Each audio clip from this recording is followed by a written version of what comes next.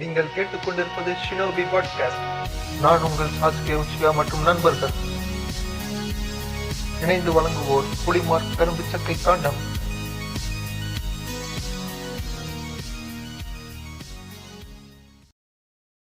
Welcome to Shinobi podcast. நான் தான் உங்க நெஜி பேசிட்டு இருக்கேன். இந்த எபிசோட நம்ம என்ன பார்க்க போறோம் அப்படின்னா, நீங்க போஸ்டர்ஸ் டாபிக்லாம் பார்த்துட்டு தான் வந்திருப்பீங்க. இருந்தாலும் இன்னைக்கு வந்து பார்த்தீங்கன்னா, நம்ம தலை தோனி அவர்களோட பர்த்டே. எங்களுக்கெல்லாம் ஒரே தர அஜித் தாண்டா அப்படின்னு சொல்ல வேணாம்.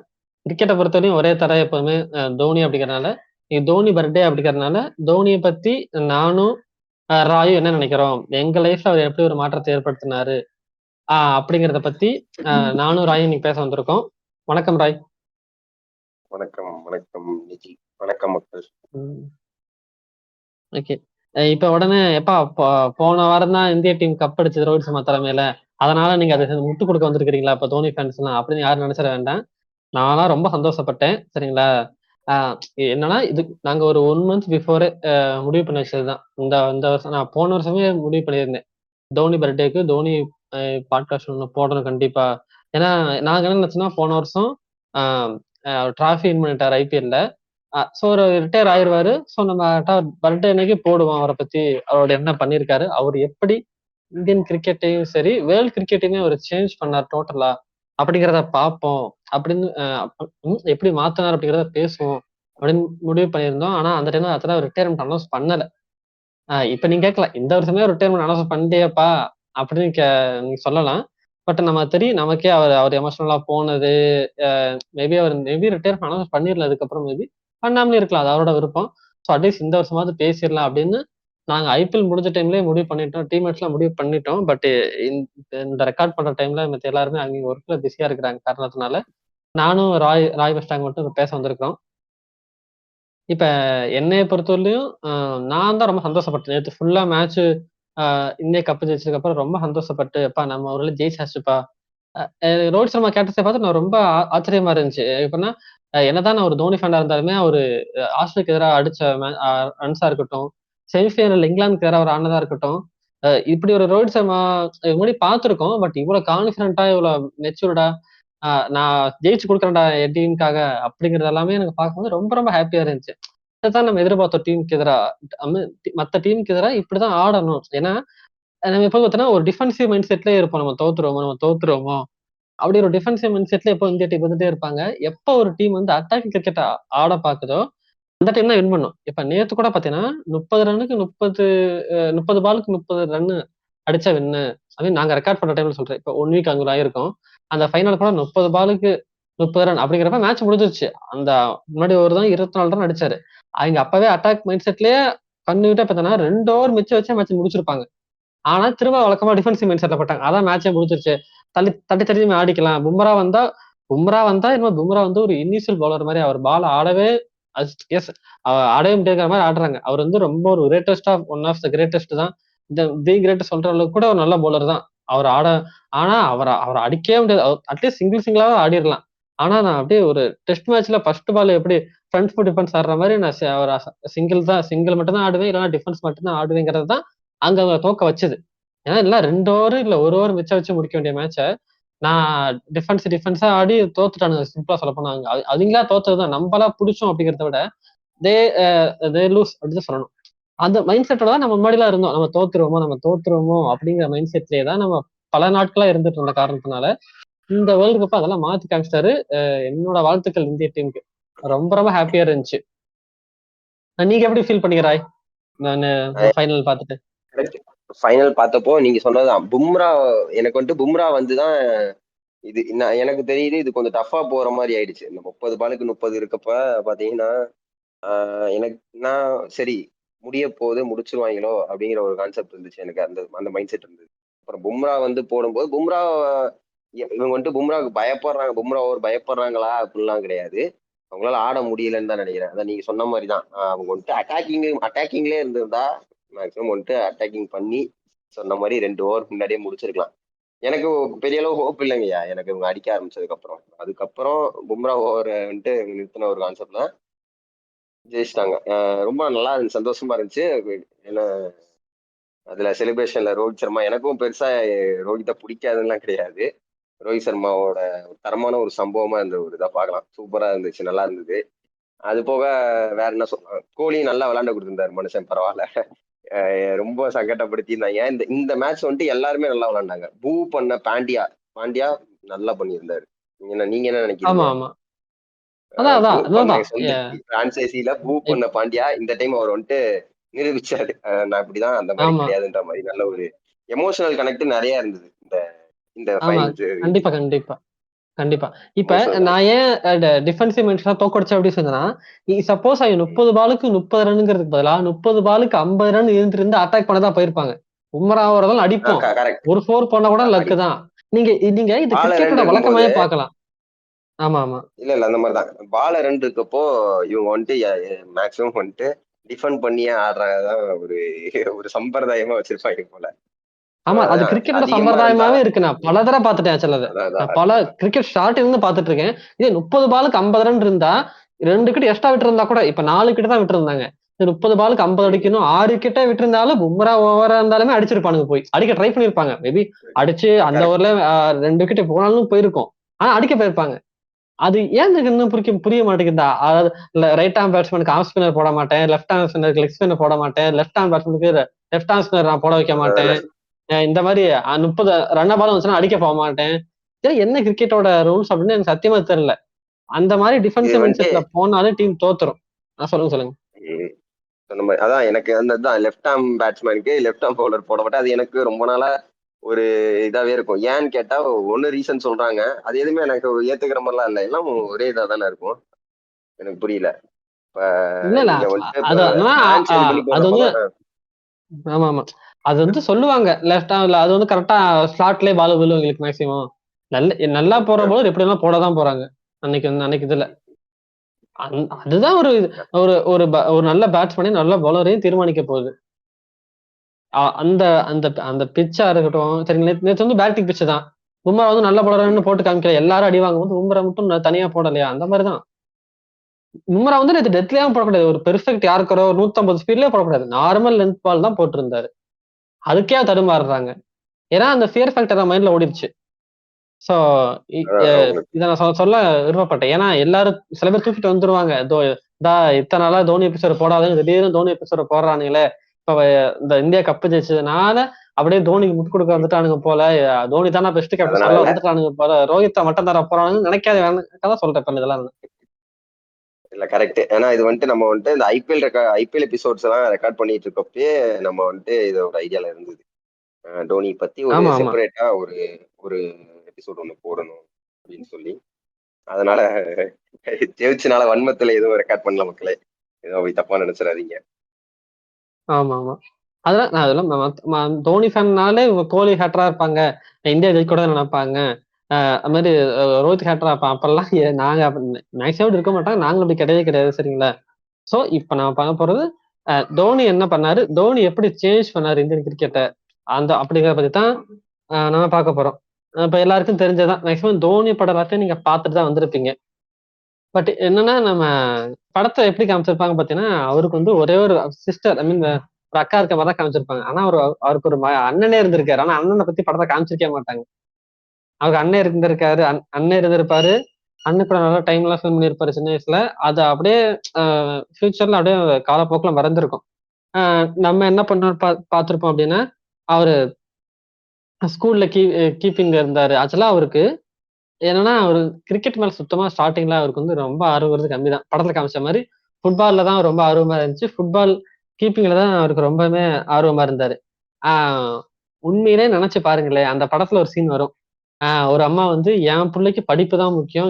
இனிமே கிரிக்கெட் கீப்பிங் பண்ண வரமாட்டான் அப்படின்னு சொல்லாம, இல்லப்பா படிச்ச தோனியோட அப்பா சொன்ன மாரி, படிப்பை மேனேஜ் பண்ணிக்கிட்டே கிரிக்கெட்டையும் பார்த்துக்க அப்படின்னு சொல்லி, விக்கெட் கீப்பிங் பண்ணாம அவரு தோனி ஃபுட்பால் கீப்பராவே இருந்திருந்தாருன்னா, இந்தியன் கிரிக்கெட் நிலைமை யோசிச்சே பார்க்க முடியல என்னால.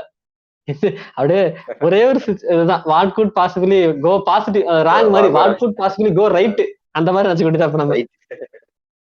ஐயோ, நீங்க ரொம்ப எக்ஸ்ட்ரீமா யோசிச்சுட்டு இருக்கீங்க. அந்த மாதிரிலாம் யோசிக்காதீங்க தயவு செஞ்சு. சொன்ன மாதிரி அது பயங்கரமா தான் இருக்குல்ல. ஃபேண்டசியா ஒண்ணு நம்ம வண்டி பார்த்தோம்னா சூப்பரா இருக்கும். அவர் ஆமா, ஆமா, இந்தியன் ஃபுட்பால் டீம்ல இருந்தாருன்னா நல்லா இருக்கு. ஆமா. ஆமா. அவரு அவரோட சார் அந்த படத்துல காமிச்ச மாதிரியே ஒரு சார், பிடி சார் வந்துட்டு அவரோட லைஃபை சேஞ்ச் ட்விஸ்ட் பண்ணி விட்டுருக்காரு. அவ்வளவுதான். ஆமா ஆமா. இப்ப இப்ப நம்ம படத்தை காமிச்சத பாத்தீங்களா? இப்ப ஸ்கூல் டைம், அந்த ஸ்கூல் டைம்ல எல்லாம் பாத்தீங்கன்னா நான் போய் ஓப்பனுக்கு இறங்குறேன், நான் போய் முன்னாடி ஆடுறேன் அப்படிங்கிற மாதிரிலாம் அவர் சொன்ன உடனே சரி நீ போய் கேட்டு வாங்கிக்க, அவங்க ஓப்பனுக்கு இறங்குறீங்க உன்னை ஓப்பனிங் இறங்க சொன்னாங்கன்னா நீ போய் ஓப்பனிங் ஆடிக்க அப்படின்னு சொல்ற மாதிரி படத்தை காமிச்சிருப்பாங்க. ஆனா ரியல் லைஃப்லாம் அச்சா அவர் இப்படி கிடையாது. அவர் ஓப்பனிங் போய் கேட்பாராமா, கேட்டுட்டு வாங்கிட்டாலுமே கோச்சும் திட்டுவாராமா, நீ எதுக்கு இப்ப பார்த்தாலும் முந்திரி கொட்டை மாதிரி நான் போய் ஓப்பனிங் ஆடுறேன், நான் போய் முன்னாடி போய் ஆடுறேன் அப்படின்னு சொல்லி இது பண்ற. நான் சரியான கோச்ச திட்டலாம் விழுவாம, சில டைம் இறக்கி விட்டுருப்பாரு, சில டைம் இறக்கி விடாம நிறைய திட்டு வாங்கிட்டு இருந்திருக்காராமா. படத்துல ஒரு சில மட்டும் தான் காமிச்சிருப்பாங்க அவர் ஓப்பனிங் போய் இறங்கி ஆடுற மாதிரி. ஆனா அந்த ரியல் லைஃப்ல அப்படிங்கிறது சரியான திட்டலாம் வாங்கியிருக்காராமா ஆக்சுவலா அவரு. இப்ப இந்த ராஞ்சில பாத்தீங்கன்னா வச்சுங்களேன், அப்போதைக்கு ஹாக்கில இருந்து நிறைய பேர் போயிருப்பாங்க. அதான் கிரிக்கெட்டுக்கு பார்த்தீங்கன்னா அவர் தான் முதல்ல. ஹாக்கில இருந்து 2, 3 பிளேயர் எல்லாம் போயிருக்காங்க. ஹாக்கிக்கு ரொம்ப ராஞ்சிங்கிறது கொஞ்சம் ஃபேமஸான இடம் தான். ஆனா கிரிக்கெட் அப்படிங்கிறது என்ன, என்ன சொல்ல போனா ஜார்க்கட்டுக்கு பிளேஸே பாதி பேருக்கு தோனி பிறந்தவர் அப்படிங்கிறதான் தெரியும். எனக்கு அப்படிதான் தெரியும் ஆக்சுவலா. ஜார்க்கண்ட்னு ஒண்ணு இருக்கிறது, தோனி பிறந்தவர். உங்களுக்கு தெரியுமா? எனக்கு அதான். ஜார்க்கண்ட் டோனி இப்ப ஜார்க்கண்ட்னு ஒண்ணு வந்துச்சுன்னா டோனி தான் ஞாபகமா இருக்கும். ஜார்க்கண்ட் டோனி ஆமா, ஜார்க்கண்ட் ராஞ்சி தோனி தான், அவ்வளவுதான். இடையில இடையில கூட ஜார்க்கண்ட்ல தானே ஒரு ஃபாரின் லேடிய வந்துட்டு செக்ஷுவல் அரெஸ்ட் பண்ணி அவங்க கேஸ் எல்லாம் கொடுத்து அவங்களை அரெஸ்ட் பண்ணாங்க, ஞாபகம் இருக்கா? இல்ல அது இன்சிடென்ட் ஞாபகம் இருக்கு, ஜார்க்கண்ட் தான் சரியா ஞாபகம் இல்லை எனக்கு ஆக்சுவலா. ஜார்க்கண்ட் பிளேஸ் ஞாபகம் கரெக்டா எனக்கு. ஜார்க்கண்ட்ல தான், அங்கதான் இந்த பிரச்சனை ஆச்சு. அப்ப கூட எனக்கு அதுதான் ஞாபகம் வந்தது, இங்கடா அப்படின்னு சொல்லி. இந்த புத்தர் வந்துட்டு யூபியில பிறந்திருப்பாரு, அந்த யூபியில இப்ப ஜெய் ஸ்ரீராம்னு சொல்லிட்டு சுத்துறானுங்கள, அந்த ஒரு புத்தர் பிறந்த ஊர்ல பந்துட்டாடா இப்படி இருக்கீங்க அப்படிங்கிற மாதிரி ஒரு இது வந்துச்சு. என்னடா ரொம்ப மோசமா இருந்தது. சொல்லுங்க, நான் வேற கான்செப்ட் சொல்றேன். அதாவது எப்படின்னா அவருக்கு அடிக்க ஆரம்பிக்கணும் அப்படிங்கிற காரணம் என்னன்னா, அவர் ஒரு இப்ப நீங்க இந்தியன் கிரிக்கெட்ல மட்டும் இல்ல, வேர்ல்டு கிரிக்கெட் அரங்கிலே பாத்தீங்கன்னா கீப்பரோட வேலை கீப்பிங் பண்றது மட்டும்தான். இப்ப ஒரு பவுலரோட வேலை பவுலிங் பண்றது. முடிஞ்சா தேவைப்பட்டுச்சுன்னா ஒரு 10 ரன் 5 ரன் அந்த மேட்ச்க்காக அடிச்சு கொடுக்கலாமே தவிர, பவுலரோட வேலை அவ்வளவுதான். எல்லா மேட்சுமே நீங்க பவுலர் ஒரு 30 அடிக்கணும் 20 அடிக்கணும் எதிர்பார்க்கணும் நம்மளோட தப்பு. அந்த மாதிரிதான் ஒரு கட்டத்துல ஒரு காலகட்ட வரலையுமே கீப்பரோட வேலையுமே கீப்பிங் பண்றது. முடிஞ்சா அவரால் ஒரு 20, 30 இல்ல விக்கெட் விடாம ஆப்போசிட்ல ஒரு நல்ல ப்ராப்பர் பேட்ஸ்மேன், ஒரு மிடில் ஆர்டர் பேட்ஸ்மேனோ இல்ல டாப் ஆர்டர் பேட்ஸ்மேனோ இருந்தாங்கன்னா அடுத்து ஒரு விக்கெட் விடாம இருந்து அவருக்கு சப்போர்ட் பண்ணி தரணும். அவர் நீங்க ஒரு மிடில் ஆர்டர் பேட்ஸ்மேன் அளவுக்கோ டாப் ஆர்டர் பேட்ஸ்மேன் அளவுக்கோ பேட்டிங் திறமையும் இருக்க வேணாம். அதுக்குன்னு பவுலர் அளவுக்கு ரொம்ப ஒஸ்டான பேட்டிங் இருக்குன்னு அவசியம் இல்லை. ஒரு பேட்ஸ்மேன் அவுட் ஆகாம இருந்தா போதும், சரிங்களா? கிட்டத்தட்ட இப்ப ஆல்ரவுண்டருக்கு ஒரு பேட்டிங் டேலண்ட் இருக்கு பாத்தீங்களா, அந்த அளவுக்கு அதோட கம்மியா இருந்தாலே போதும். நீங்க உங்க விக்கெட் விடாம இருந்தாலே போதும், அது போதும், ஒரு டீம் எடுத்துருவாங்க. ஸோ ஸ்பெசிபிக்காவே கீப்பிங் பண்ண தெரிஞ்சாலே போதும் டீம் எடுத்துக்கிறோம் அப்படின்னு இருந்த காலகட்டம் தான் அப்பெல்லாம், 2000 பிஃபோரே. நீங்க ஏன்னா நீங்க தோனிக்கு முன்னாடி தேஷ் கார்த்திக், பார்த்திப் பட்டேல் எல்லாம் வந்துட்டாங்க. ஆனா அதுக்கு முன்னாடி பாத்தீங்கன்னா நீங்க இந்தியன் டீமோட கீப்பர்ஸ் எல்லாம் எடுத்தா யார் பேருமே ஞாபகம் வராது உங்களுக்கு. நீங்க பேட்ஸ்மேனா நிறைய பேரை சொல்லுவீங்க, பவுலரா நிறைய பேரை சொல்லுவீங்க, ஆல்ரவுண்ட் நிறைய பேரை சொல்லுவீங்க. ஆனா கீப்பர்னு பாத்தீங்கன்னா ஒரு 2 பேர் சொல்லுவீங்க, 2, 3 பேரை சொல்லுவீங்க. அந்த 2, 3 பேருமே ரொம்ப யோசிச்சுதான் சொல்லுவீங்க. ரொம்ப கிரிக்கெட் ஹார்ட் கோர் கிரிக்கெட் ஃபேன்ஸ்க்கு மட்டும்தான் தெரியும் கீப்பரை பத்தியுமே. இப்ப இந்தியன் டீமை விட்டுட்டு நீங்க அப்படியே வேர்ல்டு கிரிக்கெட் லெவலுமே வாங்கல. இப்ப நீங்க ஒரு நல்ல பேட்ஸ்மேன் சொல்லுங்கப்பா, கவாஸ்கர் சொல்லுவீங்க, ரிச்சர்ட் சொல்லுவீங்க, அப்படின்னு சொல்லுவீங்கல்ல, ஆலன் பார்டர் சொல்லுவீங்க. நீங்க கீப்பர்னு எடுத்தீங்கன்னு வச்சுங்களேன், டக்குனு எடுத்தாலும் கில்கிறிஸ்ட் தான் வருவீங்க. கில்கிறிஸ்ட் பாத்தீங்கன்னா ஆஃப்டர் அந்த 2000 இல்ல எண்ட் ஆஃப் 90s 99 2000 அந்த டைம்ல தான் பூம் ஆனாரு. கிரிக்கெட் ஆரம்பிச்சு எத்தனை வருஷம் ஆச்சு அதுக்கு முன்னாடி. ஆனா அதுக்கு முன்னாடி கீப்பர் பேர் நமக்கு ஆவராது. நமக்கு பவுச்சர் பேர் வரும், எல்லாம் பாத்தீங்கன்னா ஆஃப்டர் 2000 தான். ஒரு பவுச்சர் பேர் வரும், கில்கிறிஸ்ட் பேர் வரும். ஆலெக்ஸ் ஸ்டூவர்ட் இருந்தார் ஆக்சுவலா. ஆலெக்ஸ் ஸ்டூவர்ட் அந்த 90s மிட்ல பாத்தீங்கன்னா ஒரு இங்கிலாந்துக்கு நல்ல ஒரு இதா இருந்தாரு. டேவிட் பூன் இருந்தாரு. நம்ம இப்ப ஹீல் இருக்கால, ஏன் ஹீலி, அலெக்சா ஹீலியோட அப்பா, அவர்லாம் இருந்தாங்க. ஆனா ஒரு ஒரு கீப்பர் அவரை பார்த்தாலே ஒரு டீம் இப்ப இவன் நல்லா ஆடுவான்ப்பா அப்படின்னு சொல்ற அளவுக்கு எல்லாம் இல்ல. நீங்க விக்கெட் விடாம இருந்தா போதும் அந்த அளவுக்கு தான் இருந்தாங்க. அப்படிதான் தோனியுமே டீமுக்குள்ள எடுத்தாங்க ஆக்சுவலா. ஒரு கீப்பர் பண்ண ஒரு ஆள் வேணும். ஸோ ஃபுட்பாலுக்கு படத்துல காட்டின மாதிரி ஃபுட்பால் கீப்பிங் பண்ணிட்டு இருக்காரு. அவரை தூக்கி இந்தியா டீம்ல போடு. சாரி, தப்பா சொல்லிட்டேன். அந்த ஸ்கூல் டீம்ல கிரிக்கெட் அந்த ஸ்கூல் டீம்ல போடு. கீப்பிங் பண்ணா போதும். கீப்பிங் பண்ணா ஒரு ஆள் வேணும், அவ்வளவுதான். அவன் பேட்டிங் எல்லாம் பண்ண அவசியம் இல்லை, எதுவும் தேவையில்லை எங்களுக்கு. சப்போஸ் அந்த டீம்ல நான் இப்ப கீப்பிங் தானே சார், நான் சும்மா பார்ட் டைமா நான் பாத்துக்கிறேன், வேற யார கூட சொல்லியிருக்கலாம். ஆனா அதுக்கு நேரம் அவங்களுக்கு கீப்பிங் கிடைக்கல. அந்த ஒரு காரணத்துக்காக மட்டும்தான் அந்த ஸ்கூல் டீம்லயுமே ஒரு இடம் பிடிச்சாரு. அவரு கோச்சுமே அப்படிதான் நினைச்சாங்க. நீங்க தான் பேட்டிங் பண்ண வேணாம், அப்படிதான் எல்லாரும் நினைச்சாங்க. நீங்க கீப்பிங் மட்டும் நல்லா கவனி. ஏன்னா நீங்க அந்த படத்துலவே காமிச்சிருப்பாங்க, கீப்பிங்ல ஃபோக்கஸ் பண்ணு, பேட்டிங் ஏன் அலையிற, அலையன்னு சொல்லிருக்க மாட்டாரு. ஏன் பேட்டிங்ல குறியா இருக்கிற, நீ கீப்பிங்ல ப்ராக்டிஸ் பண்ணு அப்படின்னு தான் சொல்லியிருப்பாரு கோச்சுமே. அவனோட கோச் இல்லாத டைம்ல மட்டும்தான் அவர் பேட்டிங் பண்ண போவாரு. நான் பேட்டிங் ப்ராக்டிஸ் பண்ணட்டுமா அப்படின்னு கேட்கற மாதிரிலாம் நீங்க சீன் பார்த்திருப்பீங்க. அது 100% அதெல்லாம் உண்மைதான். ஏன்னா அது வேர்ல்டு கிரிக்கெட்லயுமே சரி, இந்த கிரிக்கெட்லயுமே சரி, கீப்பர் வந்து பேட்டிங் பண்ணணும் அப்படிலாம் எதிர்பார்க்க மாட்டாங்க. அவங்கள்ட்ட இருந்து ஒரு 20 ரன்ஸ், பெருசாவே 20 ரன்ஸ் 30 ரன்ஸ் தான், அதுக்கு மேல எதிர்பார்க்க மாட்டாங்க.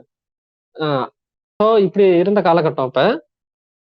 எந்த அளவுக்குன்னா 2003 வேர்ல்டு கப்புக்குமே ராகுல் டிராவிட் தான் கீப்பரா வச்சு கூட்டு போயிருப்பாங்க. அதுக்கு பதிலா ஒரு பவுலரையோ இல்ல ஒரு ஆல்ரவுண்டர் ஆட வச்சுக்கிறேன் அப்படின்னு சொல்லி தினேஷ் மோங்கியாவெல்லாம் கூட்டு போய் ஆட வச்சிருப்பாங்க. அந்த மாதிரி இருந்த காலகட்டம்.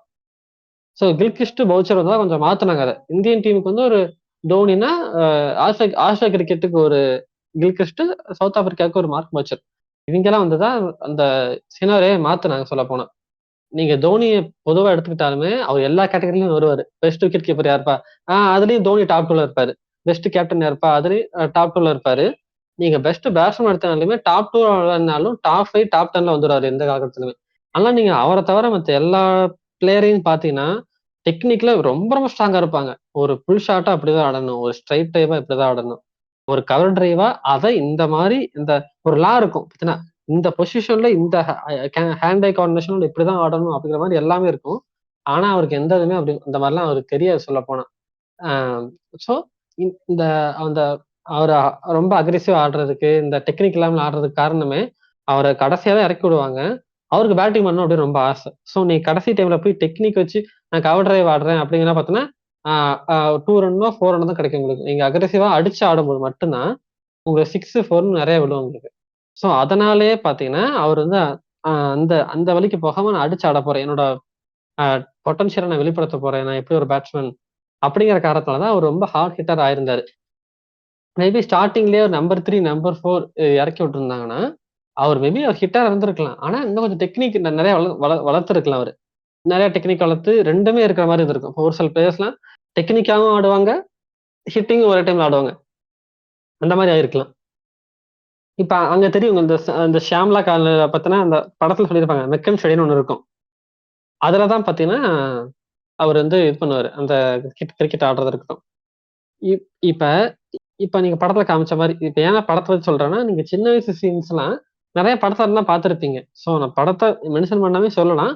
நீங்க படத்தை ஞாபகப்படுத்திக்கிட்டு நான் சொல்ல சொல்ல நீங்க அப்சர்வ் பண்ணீங்கன்னா இன்னும் தெளிவா புரியும் உங்களுக்கு. ஏன்னா அவர் கிரிக்கெட் வாழ்க்கைக்கு வர்றதுக்கு முன்னாடி எல்லாமே படத்துல இருக்க மாதிரி தான் இருக்கும். நீ கிரிக்கெட் வந்ததுக்கு அப்புறம் எல்லாமே நீ யூடியூப்ல வீடியோ பார்க்கலாம், ஸ்கோர் கார்டு இருக்கு, நிறைய இன்டர்வியூஸ் இருக்கு, அதாவது நிறைய பார்த்து தெரிஞ்சுக்கலாம். பட் அதுக்கு முன்னாடி இருக்கிறது அவர் படத்துல இருக்கிறது மட்டும் தான் நம்ம வச்சு சொல்ல முடியும். நான் நிறைய எடுத்து வச்சிருந்தாலுமே நீங்க 2யும் நான் சொல்றதையும் படத்துல இருக்க சீன்ஸ் வச்சு நீங்க கம்பேரிசன் பண்ணி பார்க்கும்போது உங்களுக்கு அண்டர்ஸ்டாண்ட் பண்ணிக்க இன்னும் கொஞ்சம் ஈஸியா இருக்கும். இதுல அந்த பாத்தீங்கன்னா அப்ப எங்க அப்பா வந்து எங்க அப்பாட்ட சொல்லும்போது, நான் வந்து எக்ஸாமையும் ஒரே டைம்ல எழுதிக்கிறேன், அதாவது கிரிக்கெட்டையும் ஒரே டைம்ல பாத்துக்கிறேன் அப்படின்னு சொல்லிதான் அவர் பர்மிஷனே வாங்கியிருப்பாரு.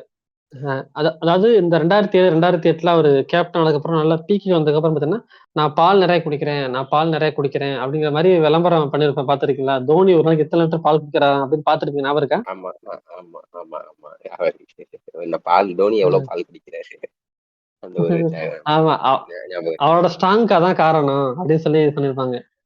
ஆக்சுவலா அவரு அந்த காலகட்டத்துல அவர் அப்படிதான் வளர்ந்துருக்காரு. ஆக்சுவலா உண்மையாலுமே சின்ன வயசுல என்னன்னா அவருக்கு அந்த பால் குடிக்கிறதுக்கு கூட டைமே இருக்கும்.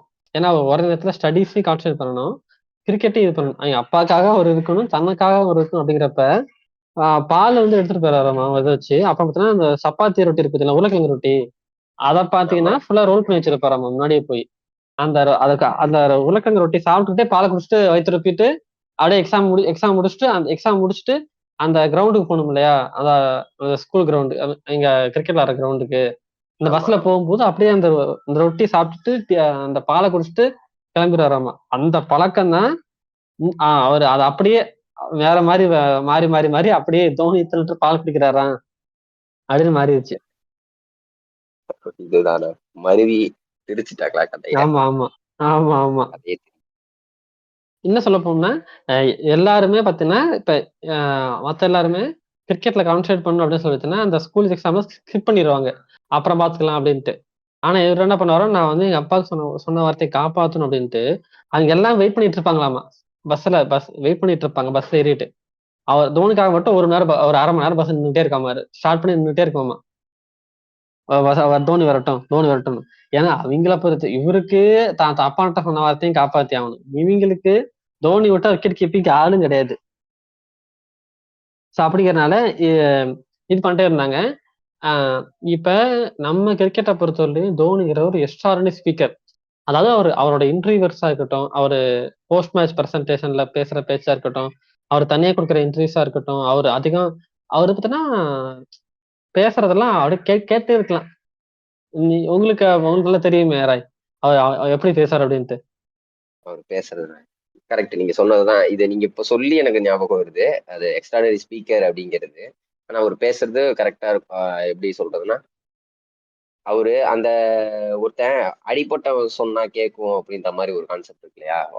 அவங்க சொல்லும் போதே ஆமா தெரியும் அவங்க எவ்வளவு இந்த இந்த ஸ்ட்ரகிள் எல்லாம் பார்த்திருக்காங்க, எவ்வளவு பார்த்து அவ்வளவு டெப்தா பேச முடியும். சின்ன சின்ன வேர்ட்லயே அந்த பெரிய ஒரு வார்த்தையில அடைக்கிறோம். நல்லா இருக்கும். அவரு ஆமா ஆமா பார்த்ததுக்கா இருக்கட்டும், அவர் பார்த்தது அவர் வந்துட்டு அதை எதெல்லாம் அனுபவிச்சாரோ அதெல்லாம் வந்துட்டு சொல்றதெல்லாம் ரொம்ப நம்ம கனெக்ட் ஆகும். சொல்றது அது நல்லா இருக்கும். நீங்க சொன்ன மாதிரி நல்ல ஒரு ம் ஸ்பீக்கர். அது இவ்வளவு நாள் எனக்கு ஆமா. அது தோணல. நீங்க சொல்றப்ப எனக்கு தோணுது. ஆமா, இந்த மாதிரி ஒண்ணு சொல்லியிருக்கணும்ல அப்படின்ற மாதிரி. ஆனா அவருக்கு அது ஆமா. தெரியாது இல்ல. அவரோட எக்ஸ்பீரியன்ஸோட அவர் வச்சு அவர் எதெல்லாம் பார்த்திருக்காரோ அதை வந்துட்டு வேற ஒரு ஒரு இதா சொல்லிடுவாரு. ஆனா ஸ்கூல் டேஸ்ல பாத்தீங்கன்னா அப்படிப்பட்ட ஆளு கிடையாதாம்மா அவரு. அவர் பேசவே பயப்படுவாராம்மா. அவர்கிட்ட இருந்து ஒரு அமைதியான பையன், யார்கிட்ட எதுவும் பேச மாட்டாரு. எதுவுமே அவர் ரொம்ப எதுவுமே கண்டுக்க மாட்டாரு. நான் உண்டு தான் உண்டு தான் வேலை உண்டு அப்படின்னு இருந்துட்டு சொல்லுவாங்கல்ல, அந்த மாதிரி வருவாரு, கீப்பிங் பண்ணுவாரு, பேட்டிங் பண்ணுவாரு, மேட்சை முடிச்சுட்டு கிளம்பி போயிட்டே இருப்பாரு. ஆனா அவருக்கு பாத்தீங்கன்னா கிரிக்கெட்ல வந்து ரொம்ப ஆர்வமாவே இருக்கும். இப்ப நீங்க அது எப்படின்னா, இப்ப கிளவுஸ பத்தி அவர் கண்டுக்கவே மாட்டாரு. எனக்கு இந்த கிளவுஸ் வேணும், அந்த கிளவுஸ் வேணும்னு கண்டுக்கிறத விட, எனக்கு இந்த பேட் வேணும், அந்த பேட் வேணும் அப்படி சொல்லி பேட் வாங்கிட்டு வராம, அந்த பேட்டை வாங்கிட்டு அதை தமக்கு ஏத்த மாதிரி எப்படி மாத்தலாம். இப்ப நீங்க ஒரு ப்ரொஃபஷனல் கிரிக்கெட் ஆனதுக்கு அப்புறம் உங்களுக்கு ஏத்த மாதிரி நீங்க பேட் வாங்கிடலாம்.